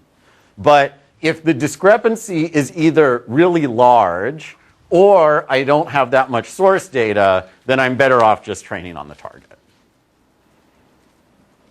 Okay, so this was this was a paper at NIPS last year. I actually highly don't recommend reading the paper. It's very unpleasant. This is a selection of one of the results that we had. The others are even worse to write down, so I'm not going to show them. Okay, so I gave this example where we're adapting. You know, first I said we're adapting from one domain to a second. Then I said, okay, well, we're actually going to do 6 domains. Now we're going to consider the case what happens when I do lots of domains. So in particular, if I want to do something like personalization, maybe every person in my system is a new domain. Okay, so this seems like a natural thing to do. The problem is that if I actually execute this on k many domains, I end up with k plus 1 times d many parameters. Right, where d is my original dimensionality. And so this is bad. It's like this ridiculously high dimensional thing. Maybe it's hard to store. I now have all these parameters to estimate, so maybe I need lots and lots of training data. So, you know, this is bad news. So pictorially what happens is I start out with a feature vector like this. I do feature augmentation, so I get the first copy. Then I have some number of zeros, then I get a second copy, then I have like a bajillion zeros off at the end. Right? So what I'm going to do now is I'm going to take this augmented feature vector and I'm going to apply this trick of feature hashing. So the idea is I'm going to compress this large vector into a much shorter vector by basically hashing each feature. So I pick some hash function. I say, hash function, what do you say about 1? And he says, oh, 1 hashes to 9. So I'm going to put this 1 in position 9. And then I say, okay, hash function, what do you say about position 2? 2 hashes to 1, so I put this 2 in position 1. And then, you know, what do you say about, wow, I never noticed that the numbers that I put in were exactly the position. That's very ambiguous. Okay, then I say, what do you say about position 6? 6 hashes to 10. So this was a, I guess this was a 1, so I put a 1 here. But then, of course, there's going to be collisions. And so this position also hashes to here, so I get the sum. Okay, so I shrink the vector. I introduce some noise because there's collisions. But the hope is that if my hash function obeys the usual properties that you hope that hash functions obey, these collisions are sort of going to wash out as noise. Okay, so does this make sense? All right. And so the nice thing, of course, is that when you implement this, you don't say, start with this, compute this, and then hash. You just go directly to the hash. And actually, be too big. Yeah, it'll be too big. And so it's computationally expensive. And actually, if you have the right type of hash function, it's no work to compute this. No extra work than if you didn't do the augmentation. So the question is, does hashing do a good job? Let me see if I can say this well. So the question is, do collisions lead to confusion at the time of classification? Right? I don't care about collisions that have no effect. I only care about collisions that cause me to screw up. And so basically what we're going to do is we're going to say, let's take our weight vector and let's pick some person, Lucy. Okay? Lucy corresponds to some subset of the features. Right? I'm going to take the weight vector and I'm going to remove all of the Lucy features. And then I'm going to ask, what happens when I take the dot product between that weight vector and the hashed vector for Lucy? Right? So if I weren't doing hashing, this dot product should be 0 because I removed everything that's specific to her. Right? But because of collisions, this isn't going to be 0. But I hope that it's small. Right? So what I'm going to say is that the probability that it's bigger than some constant epsilon is exponentially small in epsilon. Okay, so basically, if you want this sort of 2-word summary, it works. Right? Okay, and it depends sort of nicely on the target dimensionality, so how big my hashed representation is. Okay, so here's how it works. This is spam classification, sort of personalized spam classification. I can't remember how many people there are. So this is how many bits I maintain in the hashed representation. And this is basically the relative error over a non-personalized baseline. Okay, and so basically what happens is that if you don't personalize and you hash into a very small thing, you add extra error. Right? This sort of makes sense. But once I use enough buckets in my hash table, there's basically no difference between using a hashed representation and a non-hashed representation for the non-personalized case. In the personalized case, you can't even compute the non-hashed version. It's just way too big. So all we can look at is the hashed version. And so basically what you see is unless you use a tiny hash table, in which case you suck, you're doing a lot better by doing this personalization. How big was were the feature vectors here? It's a bag of words from email, so whatever that is. What's the compression ratio? Okay, so let's see. So let's say we go over here. So 26 bits, that's what? 2 to the 26? That's like some thousands? Wait, no. 16 million, so 32, 64 million. Okay, 64 million. So it's well, from the original representation, it's getting bigger, right? Because you're maybe starting at 50,000 features for bag of words. But I think this is on something like 10,000 users. So it's not an outrageous compression. It's, somewhere between 1 and 100,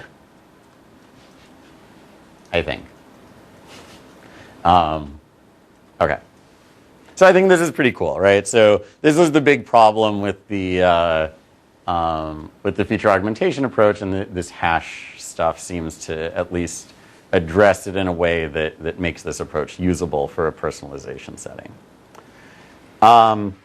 Okay, so the next question is, can I do this? Now I really don't have a term for this. So can I do this in like a semi-supervised, supervised way? Okay, so the setting is I have labeled source data, I have labeled target data, and I have unlabeled target data. Okay, so I don't know what you want to call this, semi-supervised or something. Okay, so what we're going to do is the usual thing for labeled data. So we're going to expand labeled pairs xy to xx0y for source and x0xy for target. And so the question is what to do about unlabeled data. And so the thing that I really love about this story is the way that we came up with this algorithm is we proved the bound that I showed you like 3 slides ago. And then we realized, hey, we can improve this bound by using unlabeled data. And that gave the algorithm that I'm about to show. So I think this is like an awesome case for theory, like doing what theory is supposed to do. So what do we want to do? So the way that we derive the bound is basically through this approach of, so it's called co-regularization. So people use it in co-training, where I'm basically training 2 classifiers and I want them to agree on unlabeled data. And so we sort of adapted the same sorts of techniques to get the result that I showed earlier. But the way that they work is they basically say the complexity of a hypothesis class that agrees on unlabeled data is smaller than the complexity of a hypothesis class that may or may not agree on the unlabeled data. The agreement on the unlabeled data restricts the space of classifiers that I can consider. So what I want to do is I want to say for my unlabeled data, I want my hypothesis, my source hypothesis, to agree with my target hypothesis. Okay? So if you believe single good hypothesis, this is actually a really good idea. Even if you don't believe single good hypothesis, it turns out it's still a good idea. Okay, so if you're doing linear classification, what does this mean? It means that your weight vector in the target dotted with your example minus your weight vector in the source dotted with your example is 0. Because they both have the same general weight vector, the same shared component, and they only differ in the, the second and third parts. And so they'll agree if this difference is 0. So to map our unlabeled points, we're going to take an unlabeled point and we're going to create 2 labeled points. The first labeled point is going to be a positive example whose feature vector is 0x minus x. And the second one is going to be a negative example with a feature vector 0x minus x. Right? So this seems crazy, right? Like, I mean, we wrote this on the board and we're like, this can't possibly work. This seems like a ridiculously bad idea. Right? So the idea is that I want to encourage the difference between these dot products to be 0, right? So I can't tell a classifier, make something 0.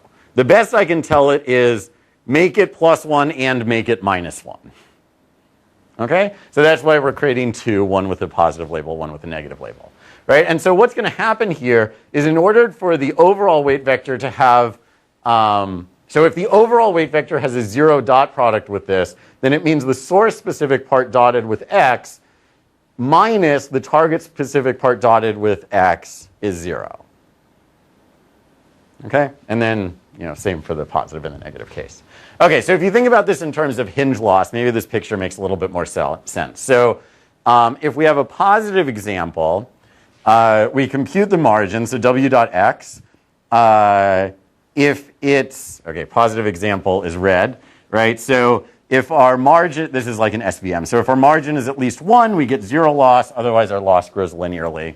For negative examples, if we have a margin of less than -1, we get 0 loss. Otherwise, our error grows linearly. And then for these examples, it's basically the sum of these 2 curves. So if we're making a prediction on an unlabeled point and our prediction falls in this sort of region of uncertainty, we get minimal loss. Otherwise, the loss grows as you go out. Okay?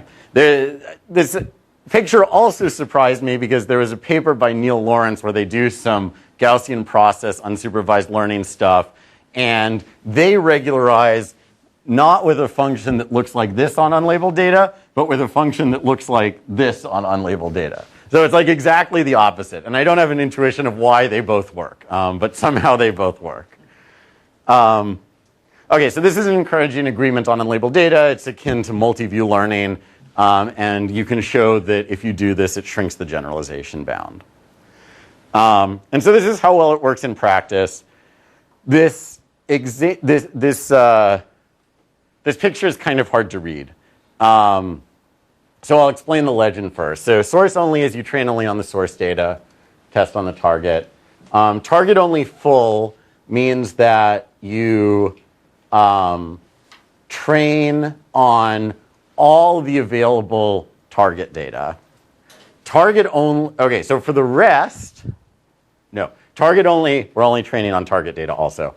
Okay, so for the rest, what we're going to do is we're going to keep the ratio of source examples to target examples the same, and we're going to adjust the total number of examples that you see.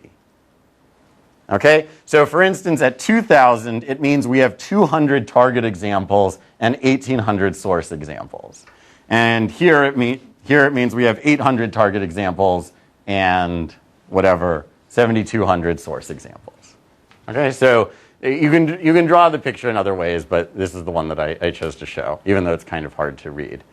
So the thing that I want to sort of look at is, well, I don't know. I don't want to dwell on it too much. But basically, it seems to help. It doesn't help like orders of magnitude, but adding the unlabeled data, so that's EA++, does sort of give you a consistent win over everything else, except the case where you have extra target data. So this, right, so the reason this graph is hard to read is that this point is training on 2,000 target examples, whereas this point is training on 1,100 target examples and a bunch more source examples. So if you're keeping the number of target examples fixed, you need to like compare this point with like a point way over here. Okay, so from that perspective, I think it's doing quite a good job. Oh, sentiment. It's the same as before. I think it's I think it's also from books to kitchen. Okay, so yeah, here are some papers. So this was the frustratingly easy paper, which is highly related to this Evgenio paper. This is the paper about feature hashing, and then this is the one that has like the ridiculously terrible bound, and also the semi-supervised extension. Okay, so I want to talk a little bit about sort of a completely different style of approach. So pretty much everything I've been talking about up until this point has been what I sort of consider the linear algebra version of machine learning, and not really the probabilistic version of machine learning. Although we did have, you know, this P of sigma equals 1, but that was kind of the only place that crept up. So now I want to talk a little bit about probabilistic models because there's been sort of a whole different set of intuitions applied to adaptation in a probabilistic setting. Okay, so one way of thinking about the feature augmentation approach from a parameter perspective rather than from a feature perspective is that I'm not duplicating the features. I'm just going to train two separate classifiers, and instead of regularizing these classifiers towards 0, I'm going to regularize them toward some shared underlying classifier that's common to both domains. So I have sort of one general classifier, and then I have my source-specific classifier, my target-specific classifier, and I regularize my source classifier and my target classifier to be similar to the general classifier. Okay, so this was an observation that I think was in the original Frustratingly Easy paper, but sort of didn't go anywhere. So if I draw graphical models, are people happy? All right, I'm going to assume that you're happy. Okay, so here's a simple graphical model for just vanilla single domain classification. So we have n data points, x, y. We're trying to learn some weights W, and I've explicitly drawn a prior on W as like a Gaussian with a 0 mean. So the first thing that we could try is we could learn weights on the source examples. We could clamp these weights to their value, and then learn on the target examples, but regularize toward whatever we learned on the source examples. Okay, so this is a pretty popular approach in speech land. Okay, what else could we do? So this is sort of more like the thing that I hand-waved about. So we can jointly learn weights on the source and target examples that are regularized towards some unknown shared weight vector, which itself is regularized towards 0. I guess since I'm talking about Bayesian, I shouldn't say regularized. I should say has a prior distribution centered at 0. But it's basically the same thing. Okay, so you can take this further. So you can now say, well, instead of 2 domains, I have k domains, each with its own weight vector, which are sort of communally regularized toward a shared weight vector, which itself is regularized towards 0. Okay, and in fact, you can derive the augment approach as sort of an approximation to this model. So now people went crazy. They're like, okay, we have this general framework. What should our priors and stuff like that look like? So the first thing that you might try is put a Gaussian prior on W0 and put another Gaussian prior on each WK. So this was a 2008 paper by Jenny Finkel in some conference, ACL, NACL, something like that. Or maybe you don't want to be linear. So instead of putting a Gaussian prior, you can put a Gaussian process prior. So this was a paper by someone, I can't remember who, actually earlier than the Gaussian case. So people went for the hard version before they went for the easy version. You could also choose to cluster the tasks. So maybe I don't want to share across all tasks. I want to say, well, these 3 tasks are kind of the same, and these 5 tasks are kind of the same, and this one task is sort of an outlier. So I can put a Dirichlet process here, and this will have the effect of clustering the tasks, which again came before the easy version. I don't know why no one tried the easy version first, but it also works. So these are sort of 3 different ways you can do it, and you get different behavior. So you either have nonlinearity or you have this clustering assumption. So one thing that always bothered me about the clustering assumption was that basically what you're saying is either my tasks or my domains are basically the same, or there's no relation between them at all. And this doesn't really seem to capture how I think things happen in reality. So maybe what I'd prefer is some sort of tree-structured prior. So these are our Amazon categories, so appliances, kitchen, electronics, other music, books, DVDs, and video. And this is the tree structure that you get if you just run sort of agglomerative clustering over the X's. So you ignore the label, you just cluster on the basis of the document. So DVDs and videos look very similar. Electronics and other look very similar. Appliances and kitchen look very similar. Okay, so what we want to do, I guess what I want to do, because I thought it would be more fun, is instead of keeping the tree structure fixed based on the inputs, let's infer the tree structure as part of the classification process. So I simultaneously want to learn a classifier and learn a good tree structure for classification, not necessarily a good tree structure for explaining the documents that I see. Okay, so to do this, we use this model called the coalescent, which I'm just going to skip over, even though I have like awesome animations for it. You can look it up if you're interested. You can see the animations. Ooh. Okay, but this is the part that matters. Okay, so we have a prior distribution over tree structures. This is what the coalescent gives us. And once we have a tree structure, we can now just think of this as a graphical model, right? So we have random variables at each of the nodes in the tree. And then we have some process by which we describe the distribution over some node given the value of its parent. And this is going to completely specify our graphical model. So we have ways of doing efficient inference in these models. So basically the way that this is going to work is we do EM. So in the E step, we're going to have a fixed tree structure, and we're going to compute expectations over the weights, which are weight vectors sitting at each junction in this tree. And then in the M step, I'm going to keep those expectations, and I'm going to re-optimize the tree structure with respect to the weights that I just learned. And then I iterate. And I'm going to initialize with the tree given by the data.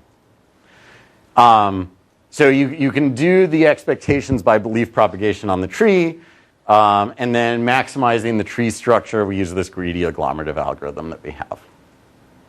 Okay, so one of the things that's interesting is that the tree that you learn for classification is actually quite different than the tree that's good for explaining the data. So I apologize for the low resolution version, but this was copied out of a PDF. This is the tree that's good for explaining the data. This is the tree that's good for explaining the classification decisions. And so one of the things that I think is interesting is that over here, music and DVD look totally different, right? Presumably because, I don't know, when I review music and when I review DVD, I talk about plots in DVDs and stuff like that, and I won't really talk about a plot of music. But from a classification perspective, the way that I say good things about DVDs is very similar to the way that I say good things about music. So I don't know. I think this is kind of cool that it learns a fairly different tree structure to optimize classification performance. Okay, so here's how well it does. I'm not going to explain all the points. I feel like we're playing a 1985 video game. It's blocky. But basically the thing that matters is that this approach works awesome. One of these curves is if you use the data tree rather than the inferred tree. And then actually the black one is if you do the feature augmentation. So for this task, the feature augmentation actually loses. Okay. All right, so here's some stuff to look at. So this was the paper that does something. I don't remember which. This is the one that does the Gaussian process stuff. This is the one that does the Dirichlet process stuff. And then this is the one that does the hierarchical stuff. Actually, one plug I'll put in for the hierarchical stuff, just because I think it's incredibly cute, is that one of the awesome things about the coalescent is that if I have a sample from a coalescent and I cut it at any point, the resulting distribution is a draw from a Dirichlet process. So in a sense, this completely captures the Dirichlet process model if it wants to, but it's more general. So anyway, I think that's kind of a cute little theory thing. It doesn't subsume the Gaussian process thing, though. Although I guess you could put Gaussian processes on the nodes, but that's just way too complicated. Okay, so now a rule can wake up because I'm going to talk about translation. Okay, so I got interested in adapting translation models across domains, basically because, I go to ACL and 90% of the things that I hear are about translation, and so it's kind of impossible to avoid. And I'm like, hey, I know how to do adaptation. That should be cool. We'll fix all these translation problems. So the setting that I'm going to consider, I'm going to translate from French to English. I'm not always just going to do French and English. I just need to talk about it concretely. So French is always going to be so this is one of these super annoying things about adaptation for MT. So adaptation has source distributions and target distributions. MT has source languages and target languages. So I'm trying to get around this problem by calling my source language French and my target language English. And I'm going to move from parliament proceedings to medical texts. So that's going to be my adaptation goal. This is some stuff that I did with Dragos Munteanu a couple years ago. We basically tried to analyze the effect that adaptation has in translation. And actually, I think this is more general. So I've subsequently run similar experiments to analyze the effects in other tasks, not just translation, because I think it's sort of an interesting way to think about this problem. But so we broke it down into 4 sources of error. So And we had to make them all start with the same letter. So some of them are a little bit weird so that they all start with the same letter. Okay, so one is scene errors. So this is basically, I'm trying to translate a French medical text. All of a sudden I see a French word that I've never seen before.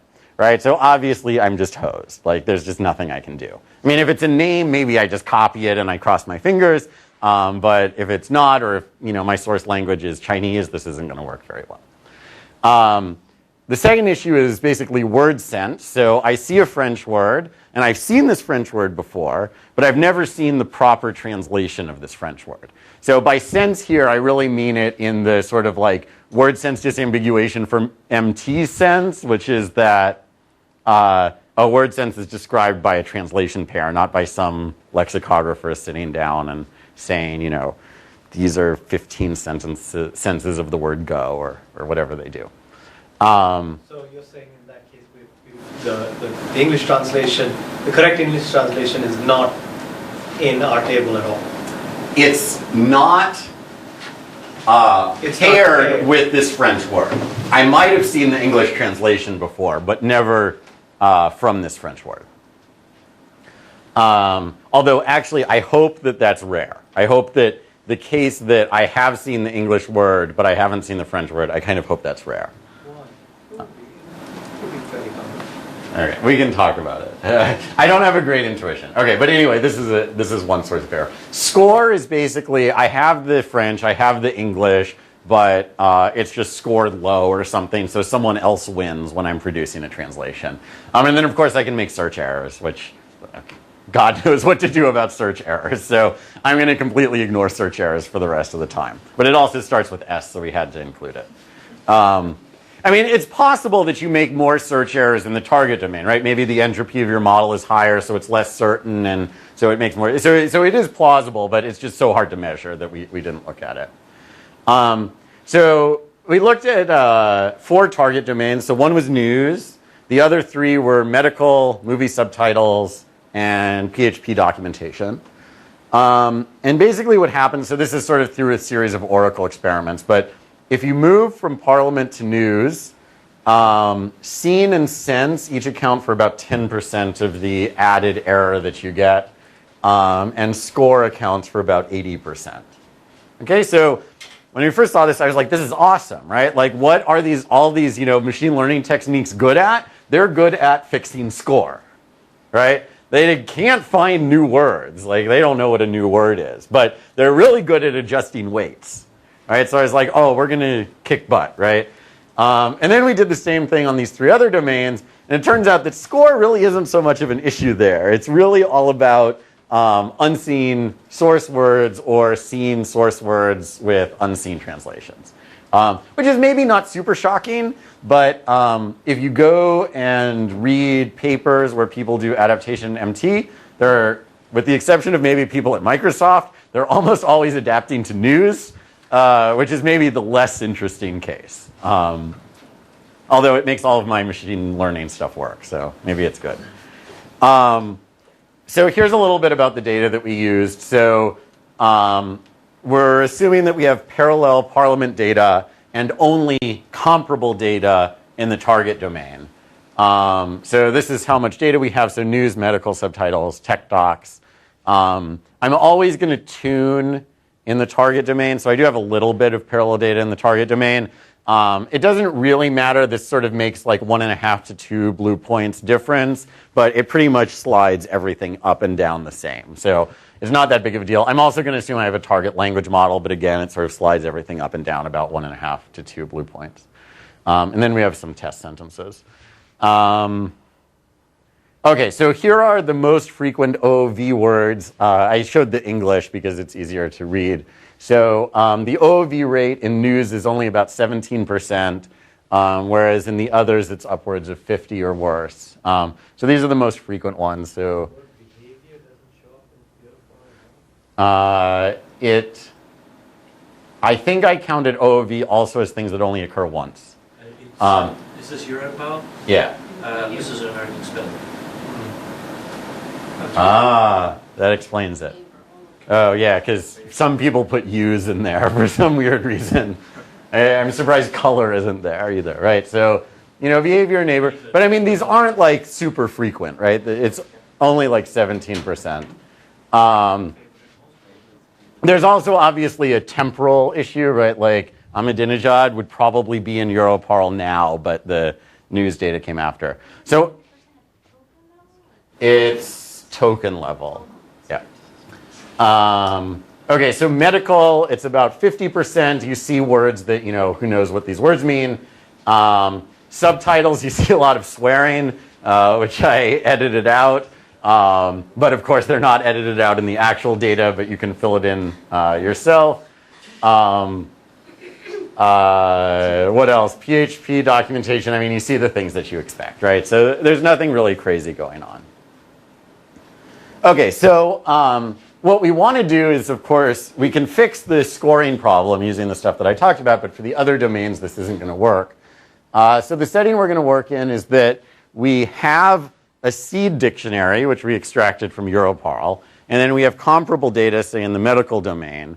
And I want to use my seed dictionary to extract new translation pairs to cover these OOV words. So I'm only right now looking at the OOV words because the sense errors, it's much hard. It's very easy to say, oh, there's a French word I've never seen before. It's much harder to say, oh, there's a French word and I've seen it, but I think it's being used in a new sense. Okay, so we have some thoughts about how to do that, but actually, if you have thoughts, I'd love to hear them. So, but our goal, of course, is to. You can compare to the reference. But we only have comparable data. No, in your test set. Yes. Right. So in your test set, if you have a word and you can't produce the reference translation, you sort of need a line reference. Right. So that's how we got the Oracle numbers earlier. So, but yeah, with just comparable data, it's harder. Okay. So we want a large translation dictionary, right? So I'm going to briefly describe this paper that Arya had. The idea is maybe we know that 8 and mange are pairs. So we're going to look at the contexts of each of these words, and we're going to put them in some high-dimensional space corresponding to these red dots. And then we're going to look at other contexts of these words and other contexts of these sort of shared pairs and put those in other parts of English space and French space. And then we're going to run CCA because we love CCA.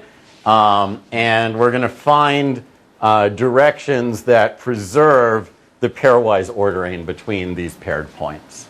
And this will give us a low-dimensional representation of words that's common to both English and French. And then from that, we can look for English words that are highly similar to French words in the shared representation. Okay, so more generally, I can think about this as a matching problem, right? So I get a bunch of examples, right? So you can think of it as English words and French words or images and text or something like that. And my job is to match one to the other.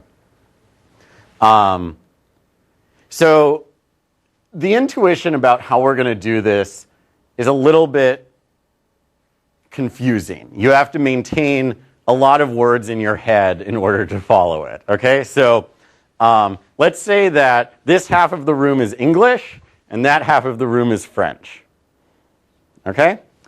And what I can do is I can measure similarity between any pair of English words or any pair of English people and any pair of French people.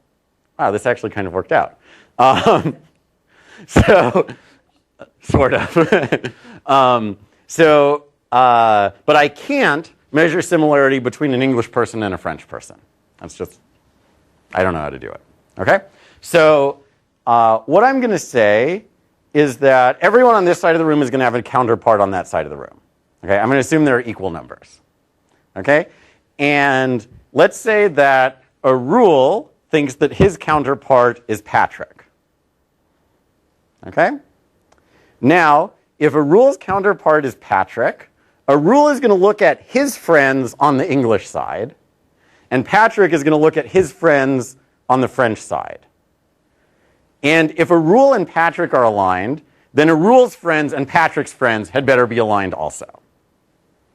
Okay? So I should be aligned to someone in such a way that my friends are aligned to my counterpart's friends. All right. I'm getting better at that every time I say it. So you should have heard me like 6 months ago. It was a disaster. Okay, so this is the basic interpretation. We're going to do things in terms of kernels as a way of representing similarity. So we're going to have similarity between English words represented as a kernel K, similarity between French words represented as a kernel L. And what we're going to do is we're going to try to permute the rows and columns of L so that K and L look as similar as possible. Okay, and so we can represent this permutation as a permutation matrix. So pi as a permutation matrix like this times L on the left is going to permute the rows, and times L on the right is going to permute the columns, and it's going to permute it in the same way. And so we're going to search for some permutation pi star that maximizes this product. Yeah? Here, similar within the same language means that they co-occur. So in this case, we're going to define it as they occur in similar contexts. So like distributional similarity stuff. But you could do theoretically anything you want. Okay, and so the next thing is that we're not doing this from nothing. We have this seed dictionary, right, which we extracted from Europarl. So for those, we're going to clamp the permutation according to the dictionary that we've extracted and only optimize over the rest of the permutation. And so we're going to do this in an iterative fashion. In one step, we're going to learn a permutation. In the next step, we're going to learn a better embedding, then learn a new permutation, learn a better embedding, and so on. So there's this initialization issue. When I initialize for the things that are not in my dictionary, should I just say they're not aligned to anyone, or should I say they're aligned to anyone with equal probability? Makes a small bit of difference, but I don't remember which one wins. We'll see in the next iteration, or in the next slide. Okay, so here are a bunch of problems. So this is image alignment.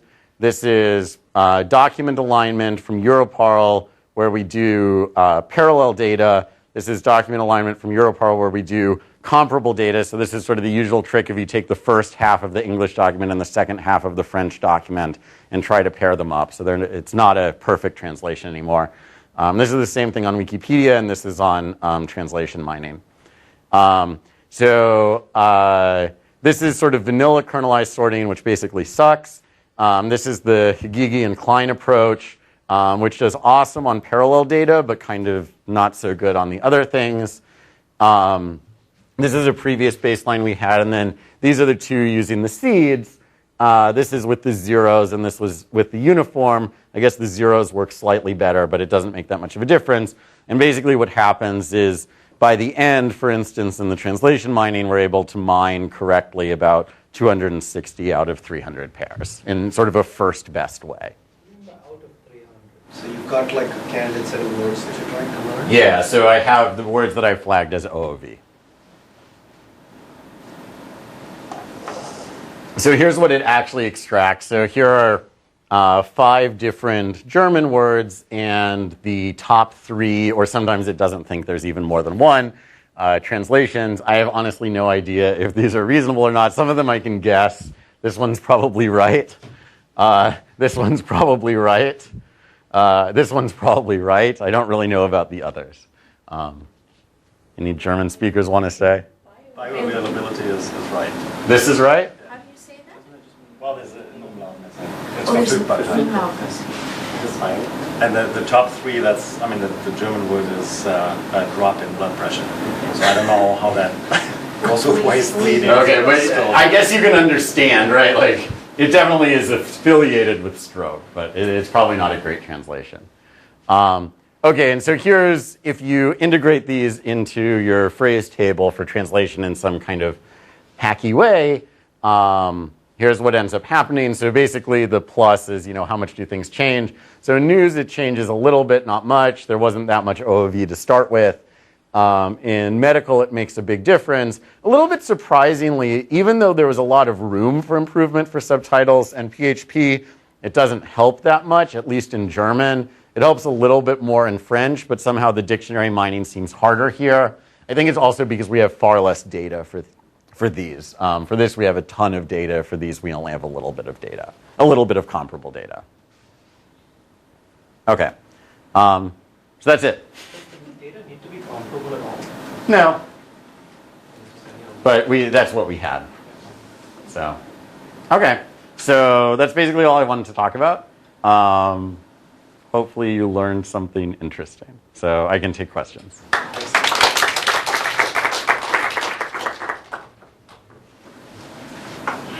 So Hal, I was wondering if you have any thoughts on things like ensemble learning, right? Which for sentiment domain adaptation, it's a very simple way of doing things. Let's say you have 4 annotated labeled domains, right? You train 4 classifiers, and then you combine them in a weighted way, and you learn those 4 weights basically just from a few examples that come in from the new domain.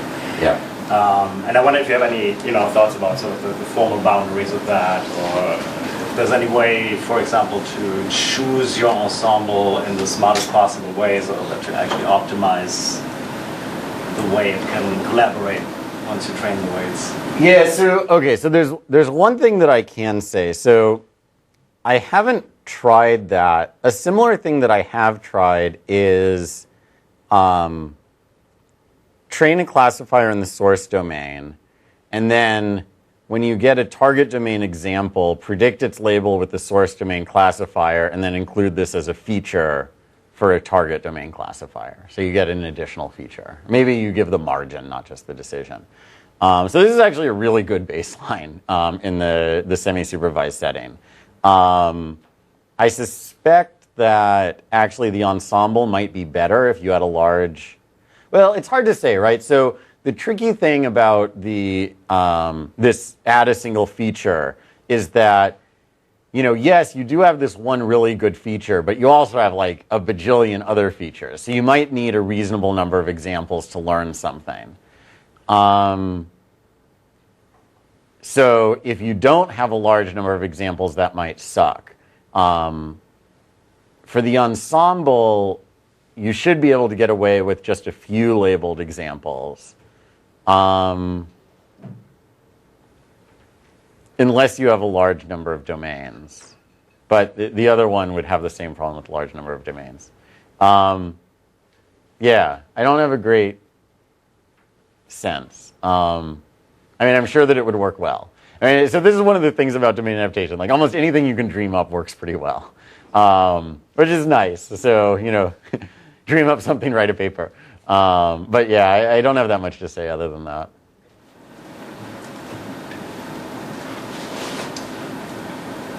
Okay, well, we'll take questions afterwards, but Hal, thank you very, very much for this.